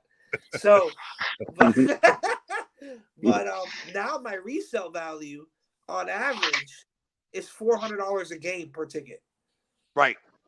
So Because you're good, because you are able to sell the tickets to the away fans. So here's what I'll tell you, and here's a little trick of the trade for the Philly sports guy, because everybody always asks me, how can I afford to go to these games? And I don't have season tickets to the Eagles. I have to get into the building. So, and I'm a big guy where it's like, okay, obviously I can't sneak in. They know who I am. I mean, you come out there with the face paint, the mohawk, and the shoulder pads, and you go all out, man. You go all out. I'll tell you that. Yeah, exactly. He do. You go all out. So, bro. but where you are, where your tickets are, you gotta just become friends with the usher, and then after that, you sell your tickets. You go get tickets into the building because you'll be able to get it really cheap. Because I've never seen that stadium sold out. I haven't. It's never that even not lately. Not lately. So, but you'd be able to get back into the building really cheap, and then just go to your usher and be like, "Hey, I'm going to my seats." As long as you're sitting close to your seats on any seats that are open, you're going to be fine, and you'll have made $300 and still gone to the game. Oh, the shit. Oh, I know people that do that. Noted. You know who does that? Noted. Yo, you know who does that? Gordito. He does that. I don't go through all that. I just sell the ticket if I don't want to go. He does that shit. I'm just saying, because I know that. Hey, listen, I know that we're not made of money. You know what I mean? No, we are fans, and we get paid all the same amount of money to be fans of our team, which is zero the last time I checked. Yeah. So nothing. it's to be able to do this. It's always costing us. We are helping pay the salaries by buying tickets to go to these games. Right. I go to every game, home and away. So it costs a lot of money. And it's not always getting paid by me. I mean, sometimes I am able to, I travel with Philly sports trips. So they take care of me sometimes. I have super fans across the country that I am friends with. And for some reason or another, the camera likes to find me. I'm not, I'm to a camera. Because I just am the same exact way I would be at my house, I would be at a bar, I would be at the game, is the same exact way. I don't ever change. So the camera finds me because I'm the loud guy. Not even the same sport. You're still dressed up like that. I saw you at the Phillies game. You got your Philly paint, that red and white paint. You're at your Sixers game. Hell of a fucking team you got. Hell of a team y'all got. It's a nice squad. Yeah, I'm so happy that we'll be able to beat Miami this year. Usually the Marlins crush us. They had our number for the last 6 or 7 years. This year we actually started beating you guys. You guys beat a lot of good teams, though. And on top of that, I saw the news. You guys are getting Bryce Harper. He's starting his assignments now. He had 2 home runs yesterday. Yeah. So he'll be back soon. I guarantee he'll be back soon at a perfect time. Speaking of the devil, right into October. October. What's going on, Gordito? What's going on, guys? How you guys doing today? What's up, Poseidon? What's going on, the Philly sports guy? What's up, Willie Beeman? What's up, Gordito? Hey, man, I know you had some questions to ask him, so shoot it on over, man. What questions you have? Man, first off, man, we definitely have to talk about that joint practice today. So, obviously, we're here. We're at One Way Social Media. We all follow Dolphins. We don't follow, the Phillies. But what we're hearing today is that supposedly Tyreek Hill was burning your cornerbacks. Now, AJ Brown did go and tweet and said, "Hey, why don't you go ahead and show us burning your cornerbacks now?" Oh Obviously, yeah, that's what I said. You guys had something go viral, and yeah, I didn't see Tyreek burning away. I saw Devontae Smith burning away. You know what I mean? correct. That's what I'm So saying. So, can you tell me on some input on that practice? What exactly on your side did you see? You know So I obviously there was that one video. I haven't had as much time because everybody's down there, and I don't have TV in my house. So if I go watch it, I have to go watch it out at the bar or something. So Of course. I haven't caught up on all my social media yet because it's been kind of crazy over here. Everybody's asking me to for quotes and podcasts and stuff like that. So I usually do all my stuff on the overnights to find out all that such. But when I took a couple of peeks, I mean, it looks like, first off, it looks like that they're spirited practices, which is what I like. That's one of the things that I'm a big fan of is that these games, these preseason games, don't matter at all. That nobody really cares, and they're not going to be playing their guys. The practices better be big. And it sounds like on both sides that there's not only trash talking, but there's that it's exciting. It's actually Right. moving, Right. and that's I'm a big fan of that whole thought process. No, 100%. Honestly, there's a lot of mutual respect, coming from both teams. Being that there's a bunch of Alabama players on there, from Tua to Jalen Hurts, So it looks like there was Davis. It's all full Alabama. It was Alabama practice, pretty much. Right. But from what I was hearing, that obviously Waddle's on a leg injury. I just found that first news today. I didn't know that that's why he was sitting out. But needless to say, obviously from what I heard, they had a fantastic practice. But they didn't see too much of Jalen Hurts today. I guess he was very limited today at this joint practice. But they are expected to see a big input of him tomorrow, which I'm excited about. But needless to say, you guys really don't want to put that starter quarterback in as of now, at least Jalen Hurts, and risk anything on him right now. That's definitely the franchise. Well, so I was watching. I found the video that they're talking about. There's two bombs today. One to Devontae Smith on Nick Needham, which he mossed Nick in a sense where it was a contested catch. They both went down to the ground. Devontae, kept that ball in possession and got the completion. And then the other one, And there was a flag thrown on that play. Don't forget the it's a flag pass because interference. he definitely. It's contested. It's a pass interference. Yeah. So who's 8-2 for you guys? 82. 82 was the second bomb on number 33 for us. On 33. So let me look up your roster. I yes, Devin. Hightower, also a burner. He's also somebody who's very fast. No, most definitely. Most definitely. So, yeah, John Hightower. Yeah. Yeah, and like I said, he's a great player. The problem is that his problem was, and he'll probably go back to the practice squad because he's just too fast and does run great routes. He doesn't like to catch the ball in the regular season. His hands turn to mud or turn to bricks, and he just drops balls. Sounds like another Williams. No, that ain't Preston. Preston just can't get on the field, period. I don't know. That's another guy on the roster bubble this year. Let me chop up your mind a little bit, Philly. So obviously you guys won the Super Bowl going on what, 6 years ago? No, like 4 years ago. You guys won the Super Bowl. 5 years ago now. This is 5 years. 5 years. Okay. So who are some players from Philly that you guys wish you guys would have retained instead of getting rid of? From that roster? See, I'm not somebody who looks backwards. So there isn't anybody that really stands out to me. The only person that I can say 100% that I missed was Chris Long. I missed Chris Long on the defensive line. I felt that our defensive line lost big deal. Like when because he was going in there a little bit, and then for a minute we had Bennett, and Bennett was doing that for the same little bit, and they were the ones creating the pressure. But once they didn't have them anymore, there wasn't any pressure, and that was a big deal. That was a really big deal. So I feel like out of everybody, he was the one that I missed the most. I like I said, I liked Jordan Howard too. Unfortunately, they just didn't use him. I feel like enough or the way that they needed to.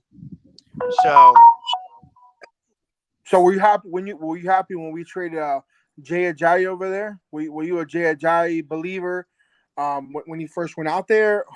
How'd you? What were your thoughts on that? it was a surprise to us. Like I was surprised about it. That I'm like they're bringing in Jay Ajayi. Like what's the matter with him? That was the first thing that went through my head. Like what's the matter with him? Why did Yep. they want to get rid of him? He was their starting running back. Mhm. And then I realized that he's a good running back, but he's slow. He had that 80-yard run and got caught. He was They just a called big him boy. slowpoke. He was a big boy. That Right. was his He's a power back. That's what he Yeah, is. He's a baller. Yeah. He's So, a, but I didn't realize that because we had LeGarrette Blunt Yes. Yeah, already you in guys there. had him. So Yep. Yeah, yeah, LeGarrette Blunt. and Yeah. so and that's where I wasn't sure. I'm like, why if we have Blunt, why do we need a Jai? But he helped. He obviously helped and did his things right. And you know, we won a that's Super your Bowl, Super so Bowl. I can't complain about that. All those jokes that I heard all those years, they all Right. ended that day. Yep. Yep. True, Yep. man. That's true. You're absolutely That's right. true. Now, give me some insight, bro, on Jalen Hurts. Do you think that this guy is the future for your franchise, or do you think that within the next few years he'll be like another Carson Wentz or Foles to come out, ball out for a couple years, and then kind of go down the slide little by little? Ask me in week 11. Week That's what 11. I have to say about that. That I Yeah. am not. I am not I'm ready not to give Okay, confident. he's him. still in the middle, right? Yeah, I'm I'm not ready to give confident. him the entire, the I feel the keys to same the way. franchise. You know what I mean? I want to be able to. He said he's that. There's. I'm optimistic. So I don't want to be. I don't want to see it sound like I'm pessimistic here. But what I believe is that he is got to show that he can do it for 10 games and not against weak opponents. Yeah. That was the problem last year is that we had an easy schedule. And then once we got past those first 6, 7 games, they started to win. And that's where I want them to start to see that I can't deal with the rainbow throws. If you're going to throw the bomb, you can't throw it up in the air so that somebody can go underneath and do a fair catch. You know what I mean? well, We've got some speed on this team, and we could go downfield, but you got to make sure the ball gets there, and that's the support. The other intangibles though that he's probably one of the best at everything else in the league, minus his arm strength. Mm-hmm. So that's what I've got to say in terms of well, leadership, in speaking. terms of the speed, in terms of the elusiveness, strength. That's the big deal. So, I Sports think they got a Illustrated. pretty weak schedule this year. I think they have a pretty weak schedule this year too. Well, a They little should be bit up. because we're playing against the Central, and Yeah. against the or the North and the South. We're playing the Mhm. NFC North and the AFC South. Well, I mean, I think Jacksonville, even though they've got Doug Peterson, they're 2 years away. I think Indianapolis. I'm not a Matty Ice. First off, Matty Ice can't beat the Eagles ever because that was his favorite team growing up. He's got like Rogers-itis when he goes to play San Francisco. It's the same way with us. He's like 2-7 against the Eagles all time. And plus I think the game's passed him by a little bit. So I don't think that they're as good as they think. I think that the Titans are still going to win that division, and Houston's a train wreck. So, And Oh yeah. It'll be a bottom dweller. Bottom dweller. so Yeah. It real all quick, comes down to beating the Cowboys. Really, I think they have also a weak schedule as well. But I mean, they Well, took a step and back the well, way they they start off hard. They start off in a difficult way. So their yeah. front end of their season is really difficult, and then it They starts to start with the ease. goat. If I'm not mistaken, they start with the goat first game. Yeah, they Correct. start Off with rip. Tampa Bay week 1. But I think And it's a then they home have game. That's the Cincinnati advantage they week got. 2. Yeah, Cincinnati week 2. Yeah, you're right. Yeah. Giants week 3, and then they got you guys week 6. Yep. So real quick, conveniently, Sports Illustrated, as we're talking about Jalen, they just dropped an article that Bleacher and Bleacher just notified me, so I'm kind of reading through it. And one thing they said is Jalen Hurts is getting better in the areas that are tough to improve in. His pocket presence, his ability to throw with anticipation, and his accuracy have all been remarkably better, which is a tribute to the work he has done. And clearly, that epic has spilled over into his leadership. They go on to mention, I don't know whether or not Hurts will be the quarterback of the Eagles in, say, 2025, but I think there's a better chance of it than there was a year ago. So that was Sports Illustrated. Who dropped this? Albert Breer, I guess, is one of their reporters. Yeah, he's a beat writer. Yeah, he's a beat writer. They also said Dallas Gobert is having an amazing camp, 4 weeks in a row, leading in receptions for you guys. Your rookie setter, Cam I can't say his last name. How do you say his last name? Jurgens? Jurgens. Yeah, Jurgens. He's having with his athleticism, he's having a great camp. That might come in and can replace that'll come in and play with Jason Kelsey and Isaac London and Dickerson and the rest of your company at the offensive line. So there's some good stuff there. Your boy Jordan Davis, the Mammoth, is what they reported there as well. So there's a really interesting article that they covered on the Eagles on that joint The practice. mammoth. Yeah, that man, I will never iterate it enough. Is fast as hell. That's a good nickname for him. That's a good nickname for him, the mammoth. Gordito, do you have any other questions? Because I'm gonna move on. I'm gonna kind of put you backstage, my friend. Yeah, I have a couple more questions, man. What Definitely when it comes to being, I guess I want to say, a second-year quarterback running a team, just like Tua. Obviously you guys picked up AJ Brown, and you guys have Devontae Smith, played college together. Same when it comes to Miami. Obviously Tyreek Hill is that AJ Brown, and then we have Waddle that's same like a Devontae Smith. So it's kind of, in other words, the fight of Alabama I see on this side. But needless to say, do you think that AJ Brown will be more of a decoy this year for Devontae Smith?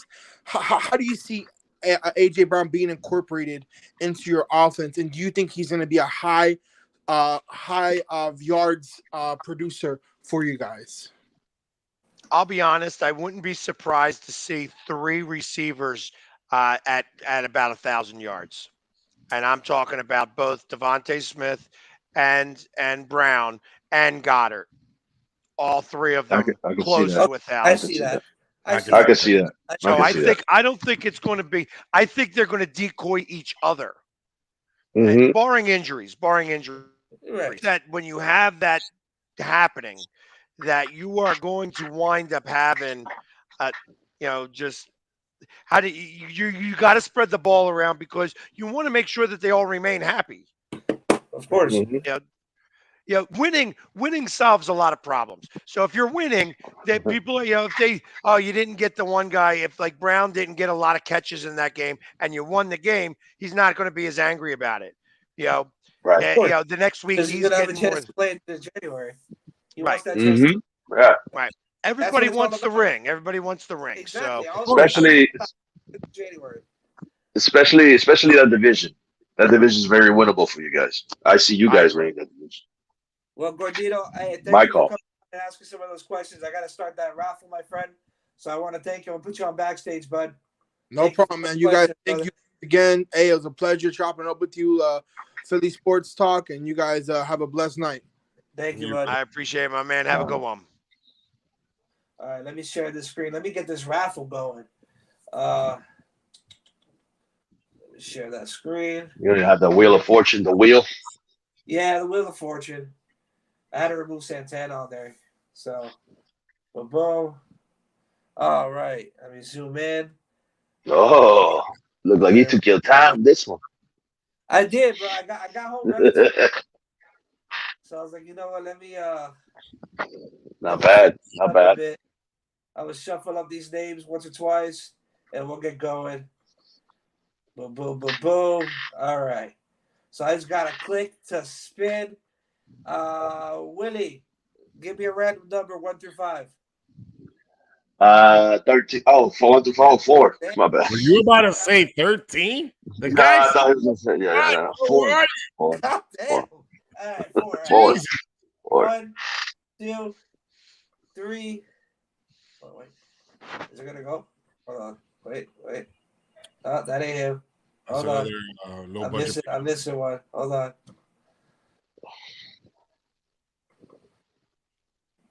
Okay. Here we go. Oh shit. Oh wait, what? Ah, Jonathan.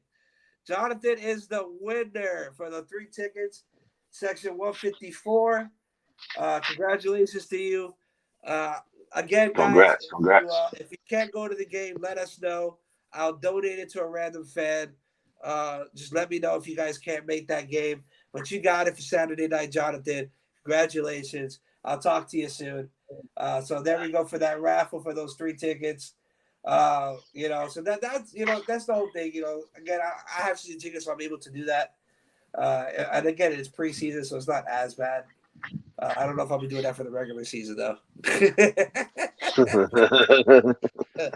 don't know about that, guys. I'll donate some cool memorabilia, man. So we have some stuff here. We're working on some other stuff, getting some shirts made and things like that. To have fun with that. So we had a lot of fun. I know we got the Packer fans coming on. If you want to stick around, Philly, I know you. I know you have that other show that you were supposed to. I'm sitting here and I'm watching them. That's why I was checking in, because somebody had just said that the Giants were going to win the Super Bowl, and I said that guy must be drunk. Whoa! You know what?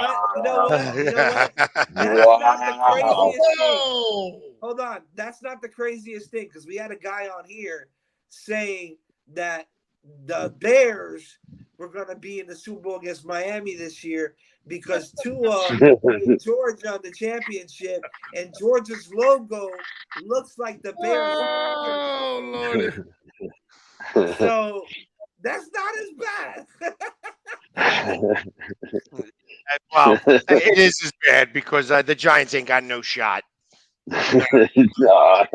No. But actually, it just so that everybody knows, I like I said, the show that's actually going on is got Jim Jeffcoat, who was a 2-time Super Bowl champion with the Dallas Cowgirls, and Byron Williams, who played for the New York Giants. And I just happen to be hosting. Every once in a while, they try to bag on me, but they know that I'm doing this podcast right now. So. That's hilarious. So Gordito has 4 tickets for tomorrow's open practice for training camp that he was wanted to give away. I know for a fact that Jonathan can't make that. I know Jonathan personally. But he wanted to see if we could raffle it off. So if you guys want, I'll raffle that off too real quick. He has 4 tickets for Sunday for tomorrow's training camp, or Philly Sports Guy. If you know anybody who's a Philly fan who's down here who needs tickets, we could help out with that. I'm not sure if anybody. Well, I could. Yeah, if you guys give me a few minutes, because I just have to start to close this up. So I don't know how long you guys are going to be on. But let me close up this side. I can get a hold of my guy. I'm sure him and his son would probably love to go. Yeah, let me know. We can work something That's out. it. Yeah, we can work something out for sure and help you guys get some tickets there. You guys can see the new facility, down there. They built a brand new training facility out here in Miami in the same area where the stadium is. It's actually beautiful. So nice. It's pretty cool. It's pretty cool event there. They got some Ross stuff going on. Ross be doing that. Niggas spending that money. Spending that money. Fuck the picks. There you go. There you go. So listen, if you guys don't mind, just give me a few minutes, and then I can come back on right after I close this out. Definitely, All right. definitely, man. Bet. That's fine. All right. I'll raffle off the other two. That's fine. All right, awesome. I'll be right back. All right. All right. Let me see. Let me raffle that off then. I should. Well, you guys can't really go to that anyways, but. And I wish. Nah, bro. No, I gotta work. I work, bro. I gotta work. I gotta work. I gotta work. I work too, bro. Stuff in these streets. It's rough. I actually got. I'm gonna be celebrating my daughter's birthday on Saturday, so. Oh, nice. Well, no, but yeah, that's cool. Happy birthday to her. It's Shout out Jolene's, to right? Jolene's Yeah. birthday, right? Jolene, right? Yeah. Preteen. Oh shit. One more year. Uh oh. Year and I got 2 teenagers, bro. Hey, one more. You gotta get that shotty. Oh, it's Phil, you changed the raffle thing. I see. Yeah. Kenley Joyner is the winner of the 2 tickets for tomorrow for training camp. If you were interested and you want to go watch training camp, you can go ahead and claim those tickets. Just let us know at Miamifantalk on Instagram. Let me know and I'll relay it to Gordito to get you those tickets, guys. Let me share. Oh, we got Weber. Congrats, Kenley. Oh, let me get Weber on here. Weber's back. The last listed member of our panel that's been, a bunch of guys are Cubans, for those of y'all who don't know. What's going on, Weber? What's going on, fellas? What's going on? What's happening, brother? So much, Man, man. Yeah, man. Sound like you were taking a nap there, brother. Yeah. No, though. Just finished running around doing my thing. I got you. I hear you, brother. I hear you. I know you're watching that game, right? I know you're watching No, that game. right now, because I'm like, bro, I can't do 2 things at the same damn time. I'm trying to get on This guy, bro. At least he admits it. I can, bro. I gotta go upstairs to watch the game, but I'm downstairs right now on the phone right now, doing the chat, doing the podcast with you fellas. Don't worry. You guys are just losing 3-0. Don't worry. Well, that's the score right now? Yeah, top of the third. 3-0. 3-0. How they say in England. 3-0. All right. Yeah, See what's up. See what's up. So You how gotta was even out. your Even day out. today? How was your day? Are you eager? We got 2 more weeks to the regular season, and I'm amped up, man. I'm really amped up. Yeah. I'm looking forward for week 1. Throw a nice, get some ribs going. Game 1. Get some ribs going. Put the projector out. Well, I can't put the projector out. It's gonna be the daytime. Yeah, but at least Sunday Night Football. I'm gonna have to come over Sunday night after the game. Got some leftover tailgate food. Oh, okay. Oh, okay. Listen, Big Philly, we don't eat leftovers, bro. Well, that's what I got, mofo. Well, then I go home. We don't want something everybody's been digging their hands in. Like, what do you think this is? They digging. We ain't savages. I don't know that. How am I supposed We got to spoons. do that, sir? We got spatulas. Very hard to determine that, sir. We got utensils. We are not watching. Well, Phil, you know what you can do? You gotta film it. Film it. Film it.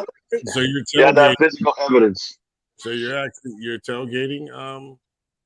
Yeah. Well, remember. So I'm working on getting some memorabilia, some merchandise. Obviously we know we're gonna have that merchandise soon.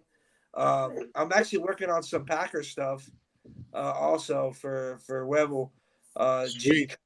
He worked out a deal, and he's gonna help us out with the animation for our dolphin and all that.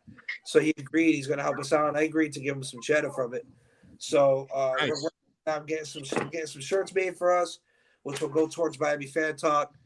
And then hopefully we can sell some of that. You already saw some of the concept that I'm coming out with, and we're gonna do some similar stuff with like the Green Bay and the Frozen Tundra. And I already have some Baltimore Why Ravens can it stuff. not be? Why can it not be cheese? Oh, I cannot be. No, that's the pack. That's A the. mountain of cheese. You remember a Goofy movie? It's the Oh, mountain of cheese. well, You need to get I that asked you. guy. I You need to get asked you, that guy in a Green Bay jersey. but I That's. asked- Oh yeah. that's a funny one. But I think we'll have issues with Disney. I think. But I think we're waiting. Disney will sue our ass for copyright, What and do you think? they won't hesitate. They will not hesitate. Yeah, let's do it. But no, I told him to give me like a guy similar to our Finn with a cheese head thing on the top that they wear. Not a guy. It's actually a dolphin on steroids.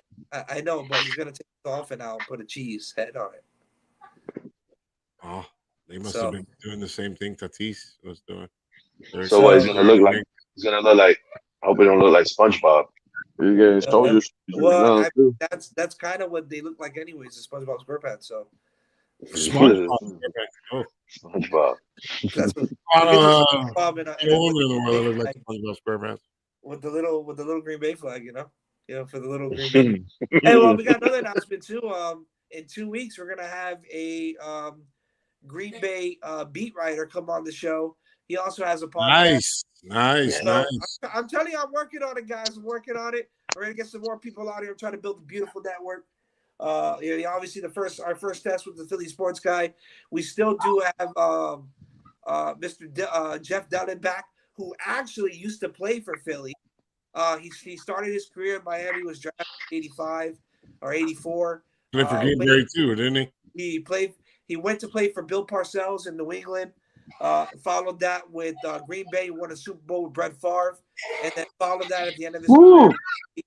So I think that was the first year that Andy Reid started as the head coach for the Philadelphia Eagles in 1999. That was the last year that he played, and he retired right after that. But that year they had a really, really abysmal year in Philly. So he will be on our show. We're just working on some of the details. He's a little busy with his fundraising right now for his charity that I've mentioned on here for first responders and vets. So, I remember. We're working on that. And he's gonna bring some guys, like and subscribe. So make sure you like and you subscribe. We got a lot of fun things coming this way. So more to come. We're gonna have some merchandise that we're gonna give away and sell, obviously, to go towards proceeds to give away more ticket raffles. More merchandise raffles, stuff like that. More fun for everybody. Definitely helps us out, get some more equipment and things to make us make our podcast a little easier to maintain. Especially this thing that I got from the beautiful Iceman that works when it wants to. So this thing, I need a better one. Aftermarket. Yeah. Come on, Iceman. Mickey Mouse. That's that Pulguero, man. That Pulguero. Mickey Mouse. But Iceman didn't have to do that. So, Tremendo Gemacho. So the Philly sports guy, unfortunately, let me know that his buddy will not be able to use those. Yeah, I saw that. So, I know those training camp tickets are a little harder to give away because it's a weekday. A lot of us are working. I'm working. I know, Webber, you're probably working on Thursday. Willie, you're working. Poseidon, because I would be there if I wasn't. So those are a little harder to give away. But for sure, Jonathan's going to take those most likely. Preseason, bro. Training camp. Training camp has been popping off, bro. There's already been a couple. Well, you know what? Put it on the page. Put it on Miamifantalk. Maybe. Make it public. Maybe somebody will want them. Somebody probably not doing nothing. Maybe they got the day off. Hey, who knows? Probably they're on vacation. So maybe, yeah. I'll put it on the page. See if anybody's interested in going. Go out there and see Tyreek Hill burn a couple people. For real. Hey, come on my podcast quick. Whoa.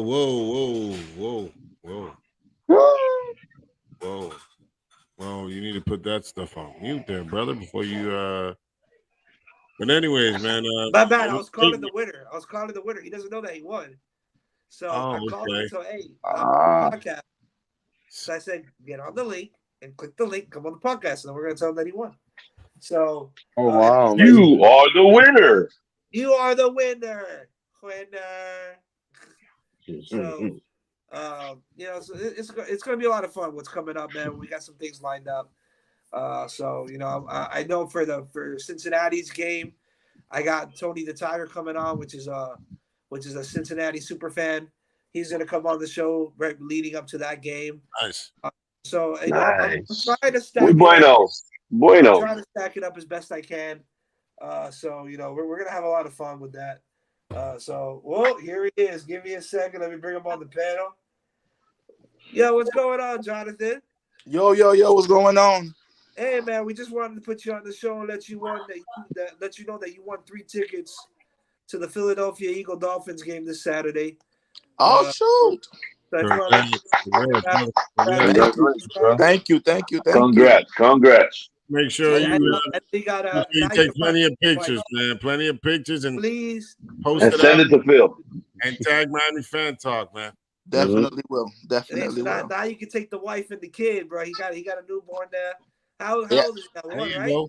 Yeah, he's 15 months now. So take him to his first Finns game. Yeah, I know you're a Patriots fan. Take him to his first Finns game. So thank you, brother. So thank you for subscribing. I just want to let you know that's all. I'll let you get back to the family. Definitely. Thank you, guys. Appreciate you, man. All right. Thank you, bud. All right, definitely. Later. So that's Jonathan, guys. Is my boy. I used to work with him a long time ago. He supports fan talk, so I had to put him on there. So I'm happy that he was able to win. We got some more stuff coming. Hey, 9 o'clock. You gotta go take. I'm kind of waiting for a Philly sports guy to come back. What's up? Not you. Oh, so I'm waiting for the Philly sports guy to come back to thank him, because I know he's running another podcast right now with some, that kind of intertwined with this one. So he gave us the blessing of coming on here and giving us some insight. There he is. I'm actually doing both right now at the same time. I'm not on that one though. I'm just monitoring. So I am here. No, so I just wanted to thank you, man. I want to thank you again for coming on the show, giving us some insight on your beloved Philadelphia Eagles team. We like I said, we just had the guy that won the actual tickets on the show. You just missed him, so he was happy. He's a Patriots fan though, but he does. But hold on, how did he even get in the mix then? Oh my Lord! How does that even happen?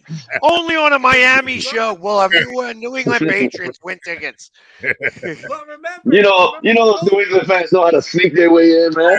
Yeah, everywhere. They got to get their cameras ready. They got to get it over to Belichick. Gotta have.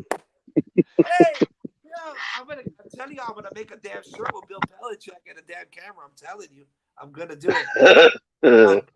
But no, I just wanted to thank you again, man, coming on and giving us some insight on your beloved Eagles.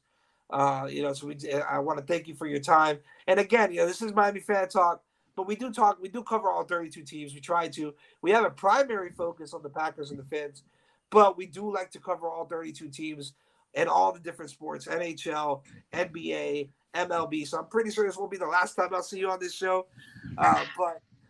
Pretty sure you want to talk about them Phillies later on. Oh yeah. Pretty sure you want to talk about the Phillies later on. And when it comes to MLB, we're diverse because Poseidon's is a Dodgers fan, if I'm not mistaken, right? You're Dodgers, right? Yeah. Rebel is a Redbird, and Willie Beeman is a Cubby. So we got a little bit of everything here. We got a little bit of everything on this show, and that's the whole point, is to bring everybody together and have fun. Give some insight on everybody's team. So I want to thank you again. I'll let you get back to your other podcast because we're going to wrap it up here soon. So you don't have to be on here for the rest of that. But I just want to thank you again, man. I appreciate it. Well, I appreciate you guys having me. And anytime you guys just let me know and I'm on here. Like I said, it does coincide. This kind of does coincide with my show as well. I usually have a show that goes on right at this time. But right. I don't have it that goes on beforehand, so I can hit you guys up before I have to go run off. So yeah, or worst case scenario, I wouldn't mind coming on your show and doing a little panel with you too. So we can always do it vice versa. It doesn't matter. We spread love here, but that's the whole point of it. I want to create a network. That's what I want to create here. So I appreciate it again, but I'm gonna let you get back to your other podcast. Thank you so much again. Thank all your viewers for viewing tonight. I did especially give a straight shout out to Chris. Thank you so much. Hey man, if you want to get some insight, let us get some insight, man. Yeah. Sports guy. Give us a little nugget. Give me 1 second. Let me give 1 second, then I can stay on. All right. Hold on. I think Where was gonna say something to it too. Yeah. There we go. Now I'm off. There we go. Go ahead. Wait, 85 had something to say. Go ahead, Weber. Hey, Philly sports guy, what's going on, fella? That's a What's Packer up, my fan. man? How you feeling? Hey, I'm feeling great, man. I'm feeling great. Hey, man, I got a question for you because I got one of these guys on the panel over here, Big Philly 305. And, we always have a little discussion over here, and I just got to get your opinion because you're a Philadelphia Eagle fan. So Right. I want to ask you, before Andy Reid went to the Kansas City Chiefs, would you consider him a Hall of Fame coach? So there, he just, to use a very old term, he jumped the shark with Philadelphia. So it was like he went to the championship, and then they had the 3 years, and the statement, the dream team, coming out of any player's mouth was very unlike Andy Reid, and that Okay. was the biggest deal.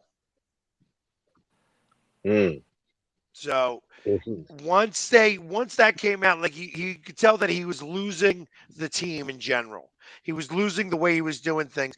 And I think that there were also a lot of issues that were happening outside of football that were affecting Andy. And I think he needed to change.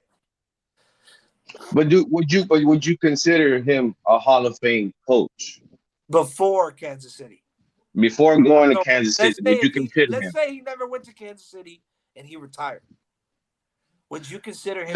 No, he's not a Hall of Fame coach. Thank you. Why? Because he didn't win a chip. Correct. Is that what's holding you back from calling him a Hall of Fame coach? Because he didn't win a chip. No. Again, you made up a very unique situation where he did not get hired again the moment that he leaves Philadelphia. I felt that he left Philadelphia, but that he was going to be a coach and that he was going to be able to go succeed there. I didn't feel that Dick Vermeil was a Hall of Fame coach until he went to St. Louis and did, and won a chip there. Gotcha. And then, even because the good thing about that is that, he got to win the chip there. He had to go through us to get it. He had to beat Philadelphia to get there. And the next guy didn't win one. So he had essentially the same team. That's where I feel like Dick Vermeil won his. And then he went to Kansas City and took them to the playoffs. I think he needed to win somewhere else. Now, did he need to win the chip? Had he gotten there a couple of more times and didn't win it, I think you could almost say that he was. He's going to probably wind up being close to one of the winningest coaches ever in football. Right up there. It's going to be him and Belichick. And those are the things that make him Hall of Fame. Hall of Fame. Yeah, but you're asking me to make that Hall of Fame assessment. He did not do that in Philadelphia alone. Gotcha. Okay. I appreciate it. I appreciate your honesty. That's all I needed to hear. Thank you so much, sir. Heard it from no problem. And that's what it is. You got to stay real about that. First off, there's a lot of people in Philadelphia who didn't like how it ended. That we went there 4 times to the NFC Championship game, or 5 times, and we lost 4. We got to the Super Bowl and didn't win. We felt that we were too good of a team not to win, and that the mistakes so he has a big problem with the sense of urgency at the end of games in Philadelphia. He didn't know how to do a 2-minute defense or 2-minute offense at all. And that caused issues a number of times. Gotcha. So, I feel like I feel like that got better as he went to Kansas City because of Patrick Mahomes. Because Patrick Mhm. Mahomes, he needed somebody who could be a free thinker when it came time to be a free thinker. And Patrick Mahomes was that, where Donovan McNabb was not. And I think that that's one of the reasons why Donovan McNabb is not a Hall of Fame quarterback. Because Donovan McNabb needed a set play to go. That's what you're basically saying. Yes, he needed the concept. He couldn't free think on his own when it really mattered. Mhm. And that's when, like No when it, crunch time. well, that Yeah, this different way. I don't mind that somebody threw up. That it was a big moment in time and he threw up. It's like, hey, I got to get the jitters out. And Hmm. throwing up gets the jitters out. So he had to do that on the middle of the field. Well, that kind of sucks that happens. But Hmm. he just got sacked. We got only 54 seconds, and I am expected to be the guy to bring them down the field when I got a coach who's sweating it here. So I give more of the responsibility on that last drive to Andy Reid because he was so bad at 2 minute offenses. They just gotcha. never had that worked out right. So he's going to be remembered for throwing up in the huddle. The truth of the matter is that he doesn't deserve that stigma of being that guy. Right. He didn't get it done either. You know what I mean? So you could have Yeah, that yeah. on him, but ultimately, I felt that was lost. That game was lost, and those other games were lost by Andy Reid, not by Donovan McNabb. Okay, Gotcha. I got okay. That's good Okay. insight there, that's a boy. good one. Yeah, that's clear. I don't know that I speak for all Philadelphians, but I No, but think you're that's a there. very You're real there. No, way, but though. you're right though. I Yeah, mean, but you're there, so you know good you have points. Make good points. you're seeing it. You're seeing it, so you know what's going You on live, more you than live, anybody who's watching it on TV. yeah, You you get what live. Right. I'm saying? Well, and the problem is that they start. So Philadelphia, and I want to say probably the lion's share of Philadelphians label McNabb as kind of soft because of that. And I don't necessarily got to hit him with that. I think he was a great quarterback. I think that there were times when he didn't do it. You know what I mean? Like he didn't Yeah, have the yeah. it factor enough to win that game, and he didn't do it. He could have been drawing up plays to be able to do it, but the coach wasn't that good of a coach at the time he needed to be too. So That's what I'm saying because a lot of that too could be coaching that he's not using McNabb direct, and that was another issue. right. Uh, so another one that was like that was Culpepper. Culpepper was so successful in Minnesota, and then when he came down to Miami, he stunk up the place. So, But it depends on how you use Minnesota, it. he had two receivers too. But again, I'm not blaming Culpepper. I'm blaming the coaching because at the time I think it was Cam Cameron that brought him in. Oh It was Lord, it was Cam either Nick Cam. Saban or Yeah, but Cam. I also think that so I believe that most quarterbacks have a 5 year shelf life and they get pockets of good where the team goes really well. And then that's what their legacy becomes. And they're not as good moving forward. They're average. You know, that Mhm. the NFL is littered with average quarterbacks. Now, it when you're talking about average, so like I look at Hertz as an average quarterback. He's not elite until he wins the games that make him elite. Agreed. And then it's the stigma that he gets. He gets that Mhm. because he's able to do it. That gets in the heads of everybody around you too. That's why Tom Brady can continue to push people in the right direction because now he knows what it takes to get there. He explains it to everybody else on how to get there, and then they get Mhm. there. If you don't have that knowledge on how to get there, you don't know how. It shows them the blueprint. Yeah. Right. Yeah, Mhm. and So, and that's accolades help. Accolades definitely help. Patrick Mahomes. If he didn't win all the Super Bowls, what would Patrick Mahomes be?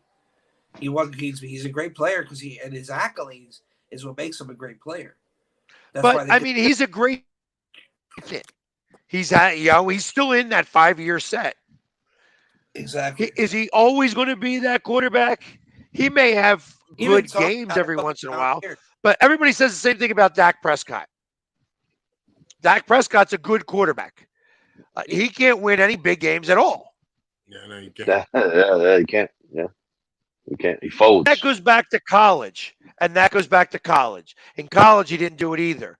You could arguably say that really, Peyton Manning, exact same way.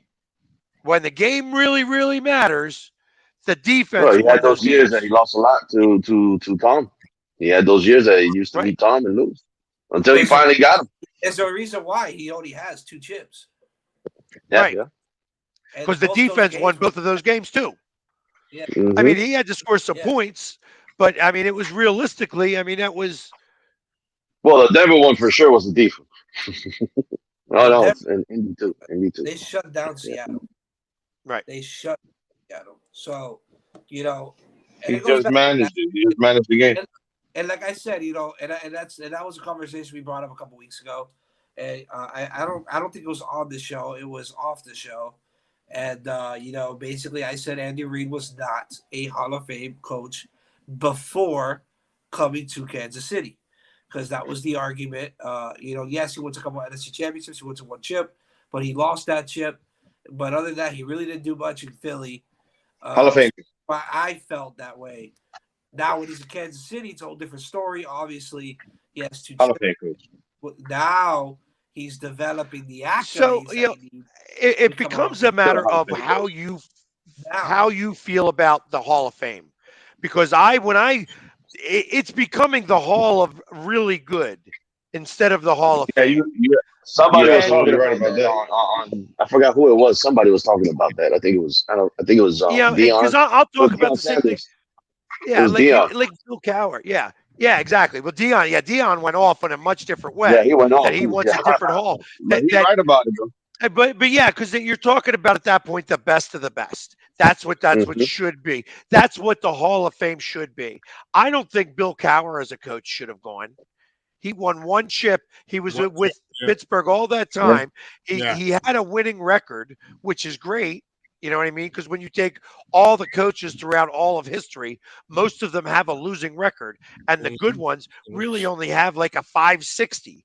You know what I mean? So that's really what determines the difference between good and bad Right. is a very Hmm. small amount. Um, but I mean, I don't think he deserves to be there. I think that Andy Reid has had excellence for too long of a time.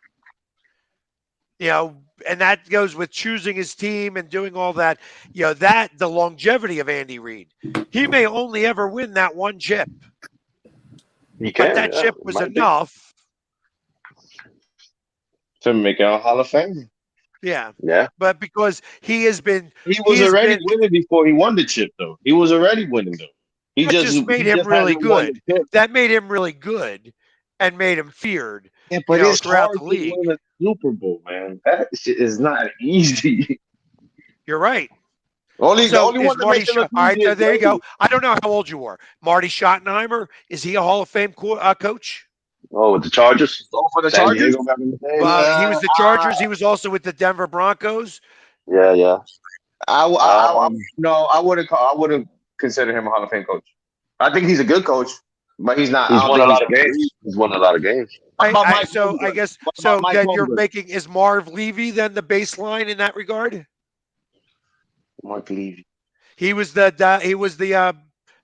Bills coach. Lost Oh, 4 Super yes, Bowls in a row. yes. Oh, yeah, yeah, yeah. I would consider. I Yes, agree. I would consider him a Hall of Fame coach.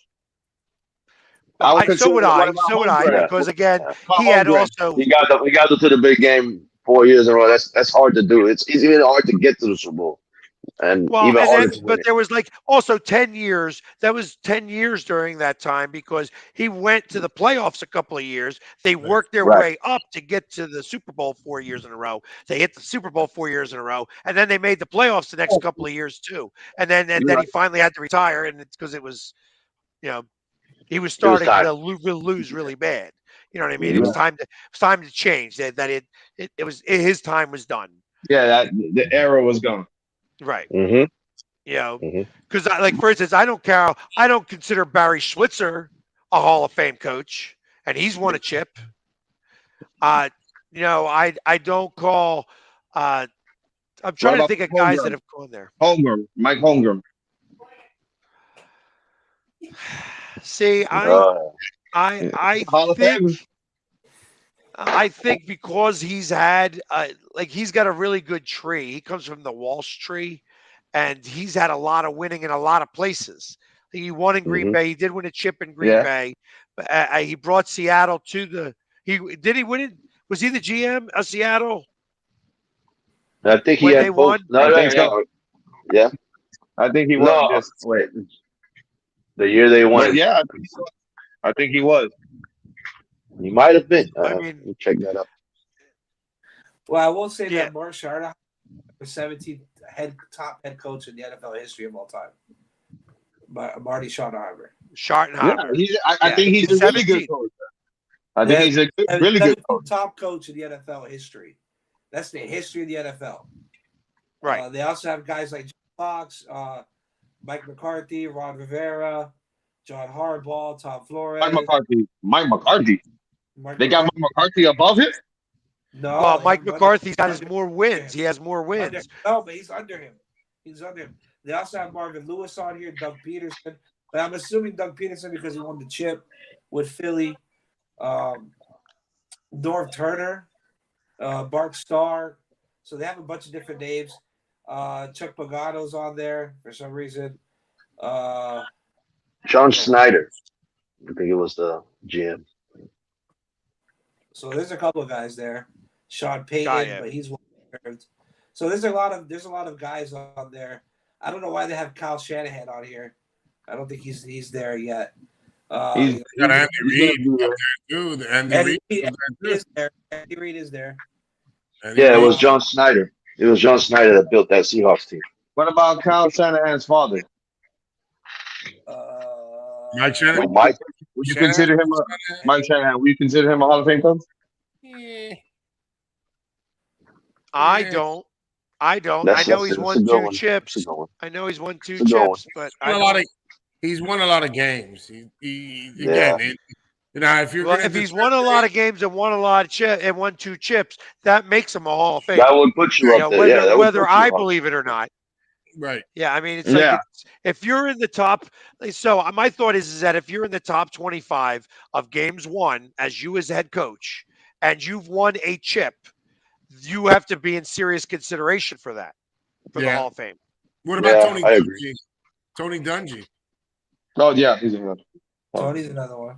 Tony's a good one, but he's a good coach. I And that's feel what, that Tony Dungy makes it for a lot of other reasons yeah. Yeah, besides being I don't think he was a great head coach. I think You he have was to an admit, amazing coordinator. I think It he's was been a good. amazing for football in general. right, So for those other reasons, those intangible reasons, he's a Hall of Famer. right. I think if He was you a were great basing it motivator too. solely, did he yeah, go in? Did he go in as a player and coach? Did he go in as both, or he just went as a coach? I don't know that answer. Somebody have to Google that. Wait, what is it? I'm sorry. Did he He. go in as a player and coach, or I'm just pretty as a coach? sure. Tony Dungy, I think he just went as just as a coach. just as a coach. He might have. He may have just gone in. You know what I mean? I He don't know. might have Like gotten they there. could have said, "Hey, this is your entire life. You deserve to be in the Hall of Fame." I mean, there's some people that transcend the purpose. You know what I mean? Like he's You're just right. been great for football for so many different reasons that it's as a coordinator, as a head coach, as a motivator. I mean, he was the one who helped Mike Vick be able to work his entire image. I mean, so I got to Right. deal Yeah. a lot with that in Philadelphia. You know what I Yep. mean? So I where can see it Tony back. Dungy did not coach anything for anything in Philadelphia, but Mhm. he's got a tie to Philadelphia in a very unique way. And watching the rehabilitation of Michael Vick, where I didn't necessarily need to choose a side to it. I got to watch what he did to try to better himself and to hmm try to make this right. And just watching how he did all of that with coaching from Dungy. That's not easy to do for anybody. I mean, he had a really tough, time getting back into things and trying to work and rehabilitate these guys. And he's done this to more than just him. You know what I mean? There's been a Mhm. lot of guys who've had a lot of issues with the NFL, He's and had a lot of input involved a lot of these players. A lot Yeah, of correct. he comeback only played. stories and all that. Dungy only played 3 years in the league. He only played 3 years. Yes. So yeah, he's definitely probably not as a player. That's like Yeah. kind of saying, like, all right. So then you got to think about Coach Ditka. Oh yeah. What was it I Is heard he worthy? the other day? Somebody was saying that he's not. That he's not He was a hell of a coach though. I think it was ESPN debate they had. I think. He was a But he good was a better player. coach. Yeah, he was a terrible player, and so those who can't teach. Oh, Coward That's Howard, kind of. Colin Coward, or whatever his name is. That was him. That's who it was. But yeah, I mean, you could say that it was Buddy Ryan that coached half of that team. That Buddy Ryan was more of the Yeah. influential coach there. He had the best defense of all time, really, quite possibly. If it wasn't that 85 defense, you could say that it was the 91 defense. So would Buddy Ryan be a head coach or be going as a coach? Should he be in the Hall of Fame? Well, with that defense he had, he should. You know, there's another Defense he built. There's another interesting. I even think Coughlin should be in the Hall of Fame. Coughlin did win Super Bowls against the number one against Tom Brady and Bill Belichick. Yeah. Right. But he also brought Jacksonville to the championship with Brunell. So he's part of that. He's done his job. He's done work. Coughlin, I think, is Hall of Fame. I think Coughlin is Hall of Fame. He should be. There's another name on here that's actually pretty funny. They actually have Rex Ryan here on this top whatever list this is, and I find that a little funny because I don't really see it. I don't know about that. That's what I'm saying. I don't know about that one. So, Well, fellas, I gotta go. Catch you guys later. I'll catch you guys on the other side. Oh, thank you, Billy Sports guy. It All was nice talking to you, brother. Have a good one, brother. All right, you too. It was great talking. All right, man. All right, well. So I'm just able to answer that for him because boy, did they give me hell when I said that. It's the way it works sometimes. Hell, bro. That was probably worse than when I said Kansas City was going to end up at 4th in the division. So, but that was good. That's good. But I think that whole AFC West is going to suck. I don't think it's going to be anywhere near as good as everybody thinks. Where do you put Kansas City? City? A lot of hype. I don't know about that. I think they're stacked. Where would you put Kansas City? I think that they're going to win the division. In fact, I don't think it's even going to be as close. I think Kansas City wins the division with like an 11-6 record. Nothing crazy. It's not going to be like I guess they could. I have them 11-6, but number 4. I said I have them at 11-6, but number 4 in the division. Yeah, no, that's what I think that you were way off there. And that's just me. I know that everybody loves to take this as a hot take. I have them up there. It's a toss up between the Chargers and Denver. Yeah.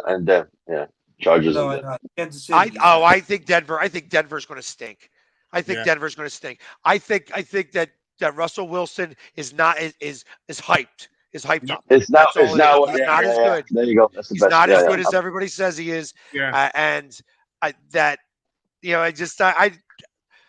don't know. Denver was supposed to be somewhat good last year. We walked in there and beat them like handily. So, I think that they're not far removed from that team, and I think that everybody's got the book now on Herbert.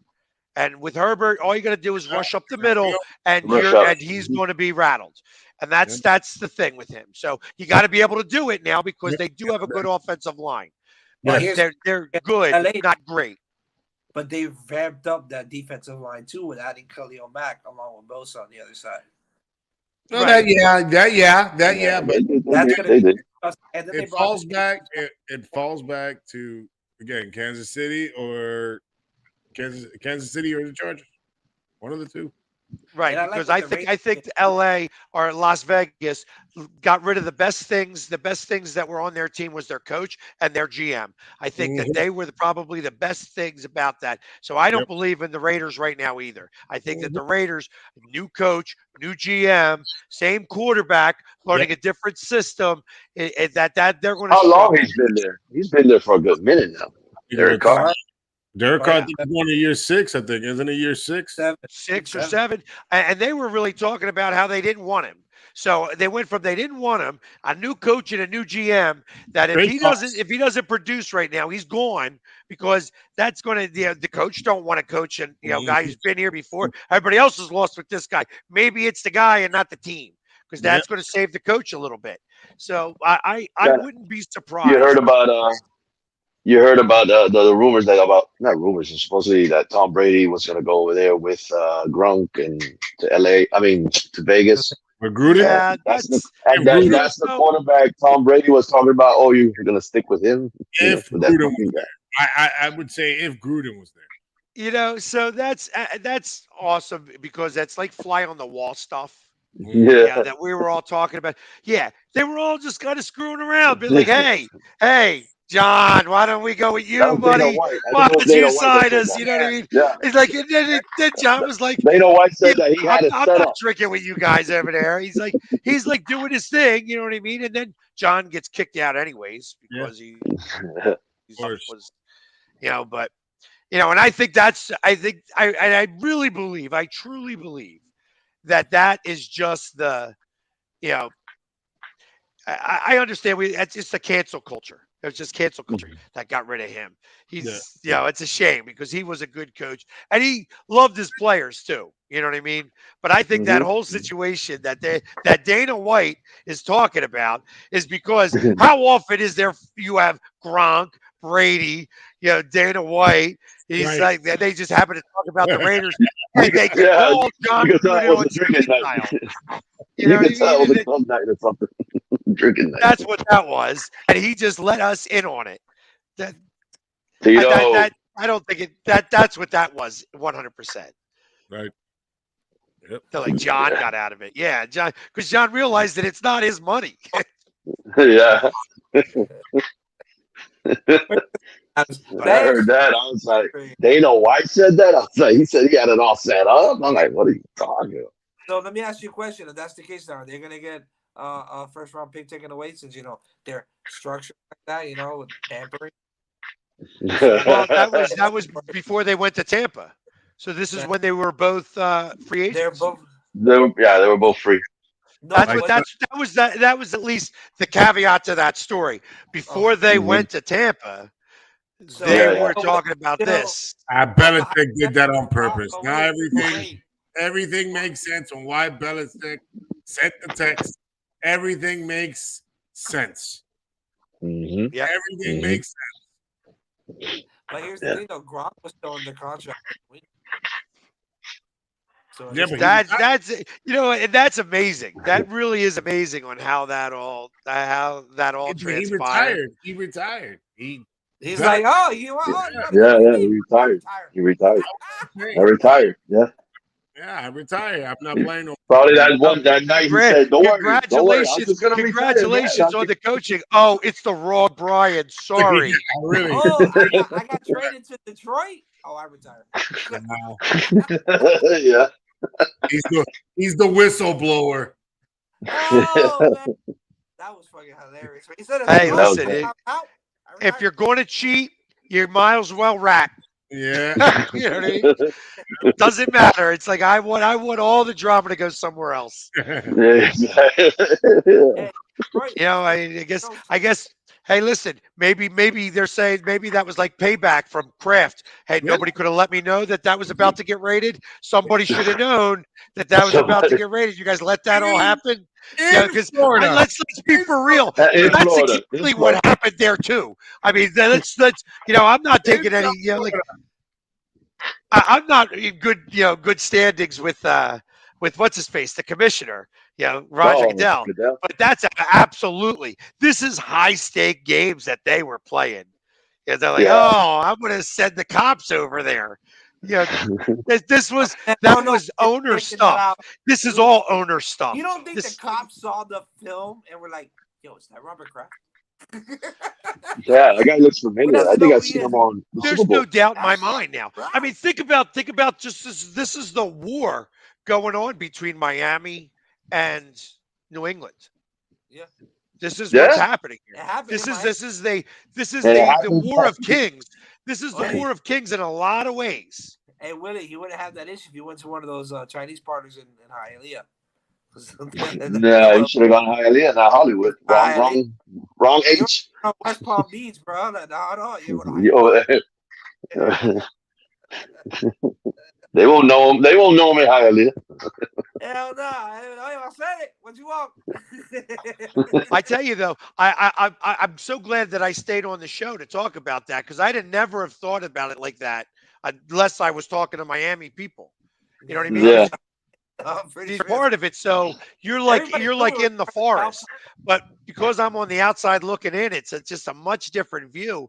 And now from the bird's eye view, because I talk about so I do a show in the morning at 6 o'clock in the morning with a Patriots fan, Oh. and just this whole thought process now is like I say because I hear because I make fun of it all the time on that side, like hey, you got caught. But now it's not. It's absolutely. It makes 100% sense across the Hmm. board that Hmm. this is so much other drama. This is like high Think level about it. drama. Think about it. Bill Belichick, Texas, Brian Flowers. That's what I'm Hey, talking about. This is go high customer level job, drama bro. in a way that I like. I would have never thought about unless until I started talking with you guys. You know what I and mean? unfortunately, Miami, And it goes Miami, back and forth. Miami naturally is always in drama. Yeah, but I mean, it's like, I mean, think about that. Think about what it takes to coordinate Right. getting them to bust the place while he's there. Yeah. They That is a call him in the big middle. deal. They call To him and in then, the make and all of middle. that hold on, work hold takes a on, lot to make that happen. Like and then that's a lot of money. Be like, hey, I need you to go bust it right now because Mhm. I got the phone call that he's there. You know what I mean? Mhm. right before Yeah. the Super Huh? and So and right talk before about the talk. That's kind of right Yeah. amazing. before It was right And before now the he's Super Bowl. suspended for a year.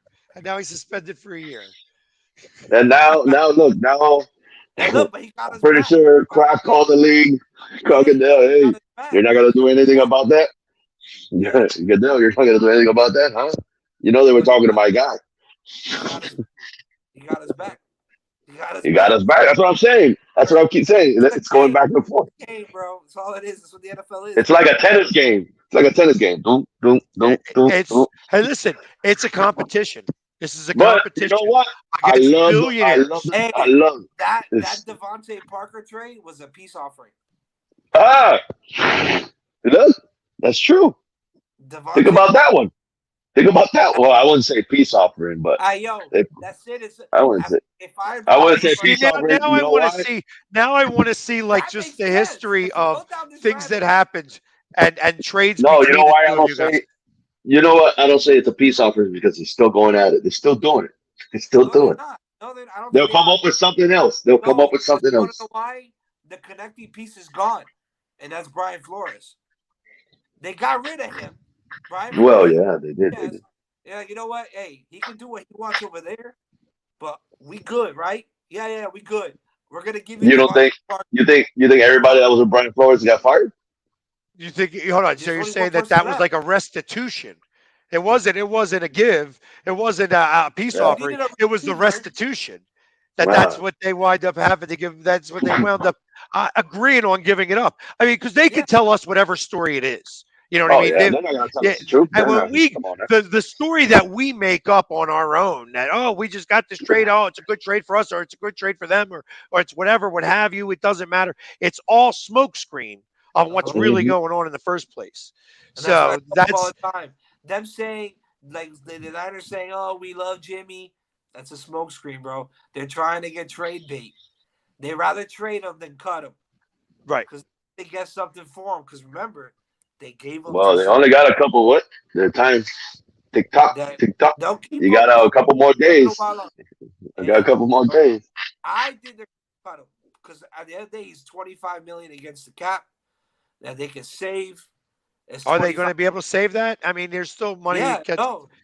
no. It's 25 million clean. That's what they keep. That's what they get. Okay.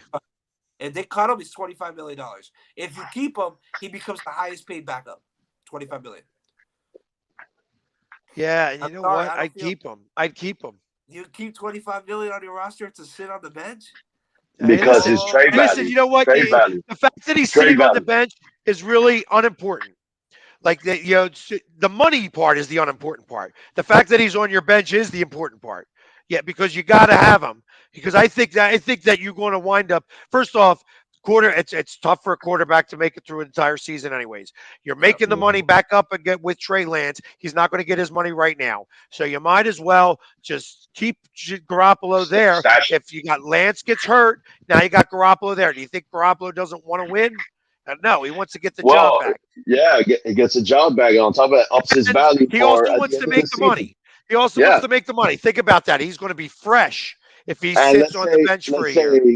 let's say he has Lance gets hurt, like you said, Lance gets hurt, he plays, and what if he plays really good and they go deep in the playoffs again with Jimmy G? Now his Right. value for the next off season it went up. Well, It's not a, it's, you know, that type of situation happened with Nick Foles. I mean, that's right, what happened with the Carson right. Wentz, Nick Foles type of situation. So uh, would Nick Foles have won all the games that Carson would have won? I can't say that. Would Well, Carson won the games Carson was that having Nick a hell would of have a won? year that year too. Yeah, I can't say Carson that was, either. So, yeah. Carson was because having a I really feel good like year before that injury. we would have had back-to-back Super Bowls had I think whether if Alshon Jeffrey catches the ball against the Saints. Oh yeah, yeah, Because we had the Rams number, and they wound up going to Newton. That's when the pass interference. hmm Yeah, the pass interference that causes we're going to now review pass interference. That what two calls all season long wound up getting reversed. That was right. it. I thought that was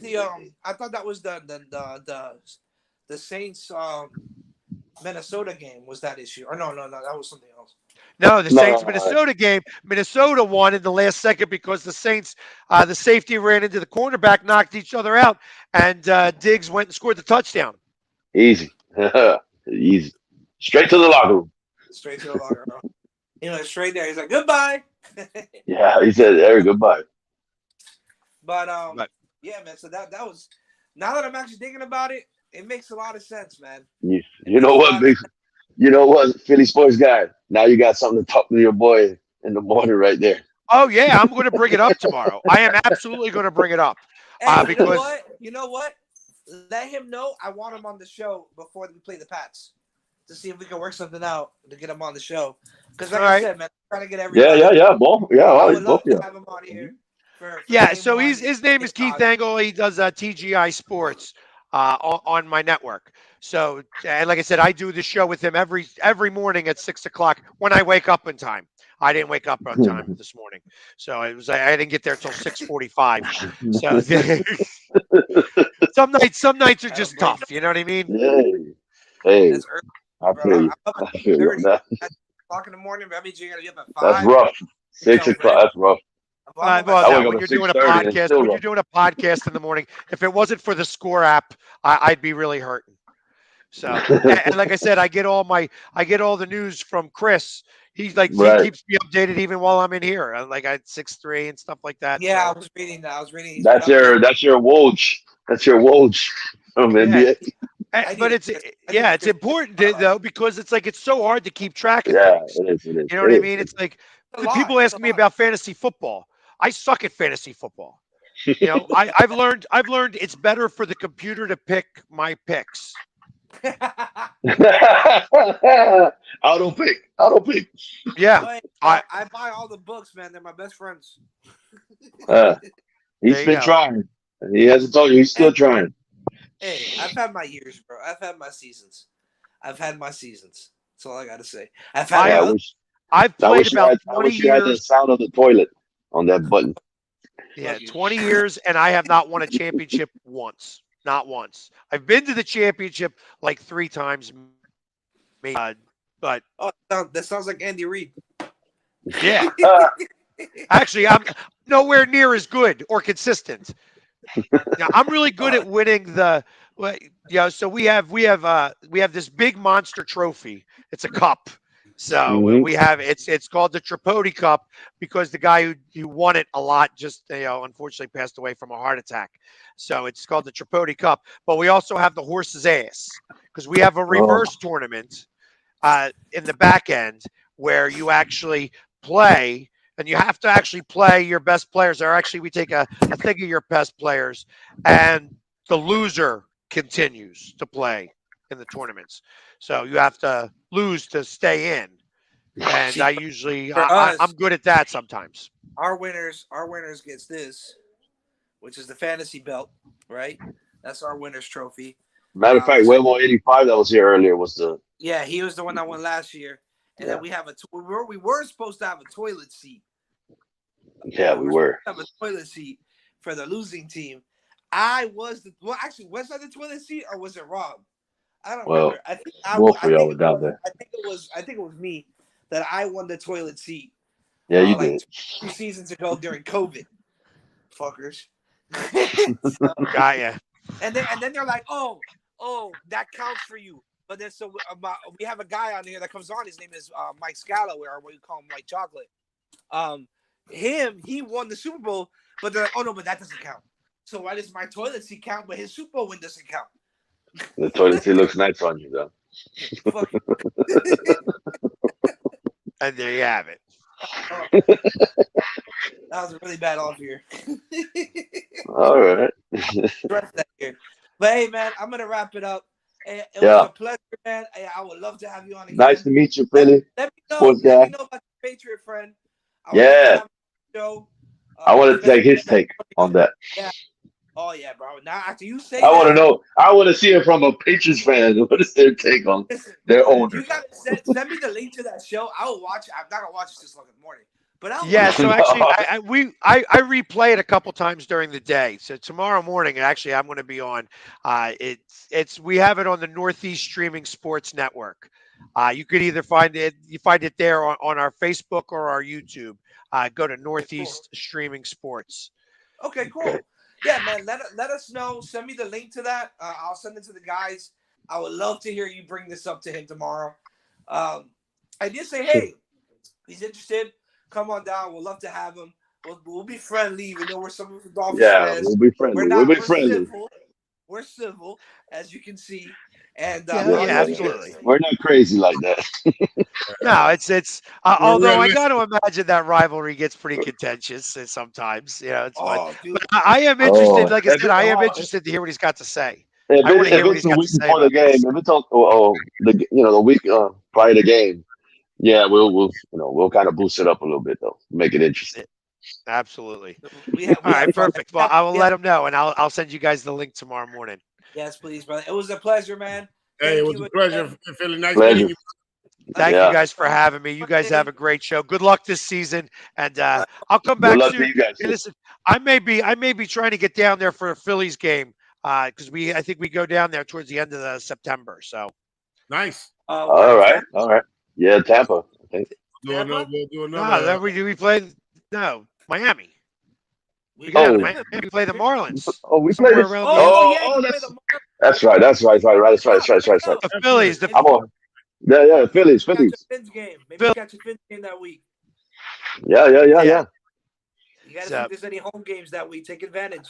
I still got some of my Marlins gear around here somewhere. There you go. I don't think they care as long as somebody shows up there. They're okay with that. So they don't care Yeah. what you wear. You could probably wear your Dolphin stuff, and everybody would understand. You can So. be the I always tell people when you're a Marlins fan, you're allowed to have another team. You're allowed to have another team. Just Yeah, I'll show well, them my Cubbies outfit. because nobody ever shows up to those teams. So, but hey, They don't- I'm going to try to bring some people down with me. All right. There you go. brother. But all There right, There guys, you go. have a great one. Thank you again. Hey, Likewise, all right, man. man. Have a good night. Likewise. Have a good night. Take care. Yeah. So thank everybody for watching. For all the viewers, again, if you haven't, please like and subscribe. Hit that share button. Yes, sir. Yes, sir. Tell your friends and family. We got some other stuff coming. Yes, we were able to give away 3 tickets tonight. Jonathan did confirm he will be taking those tickets. He's going to take his son, who's just under a year and a half, and his wife, his newlywed wife. So have fun with that, Jonathan. I appreciate you hitting that share button, and you gotta get ready. Let's get those subscribers up, guys. Let's go. Yes, Let's sir. go. Yeah, hit the like, subscribe. Share it. Let everybody see it. Share it. If you Tell don't your like people at work. oh, you know what? Thank you for watching. Your people at work, the YMCA, wherever you at. Holla. Don't forget, guys, also go ahead and follow at Miamifantalk on Instagram, and also the Philly Sports Guy. He has his Instagram page. Go ahead and follow him. He obviously was a cool guy. So again, guys, make sure you hit that like and subscribe. Thank you so much. Shout out to you, Willie Bateman 84, and Poseidon and Huevo Gordito for coming on and asking a couple nice questions and attempting to give away those training camp tickets. I thank you again, my friend. Again, good night, guys. Happy Wednesday. 305, man. 305. Dale. Toma. Y nos vamos. Gerardo.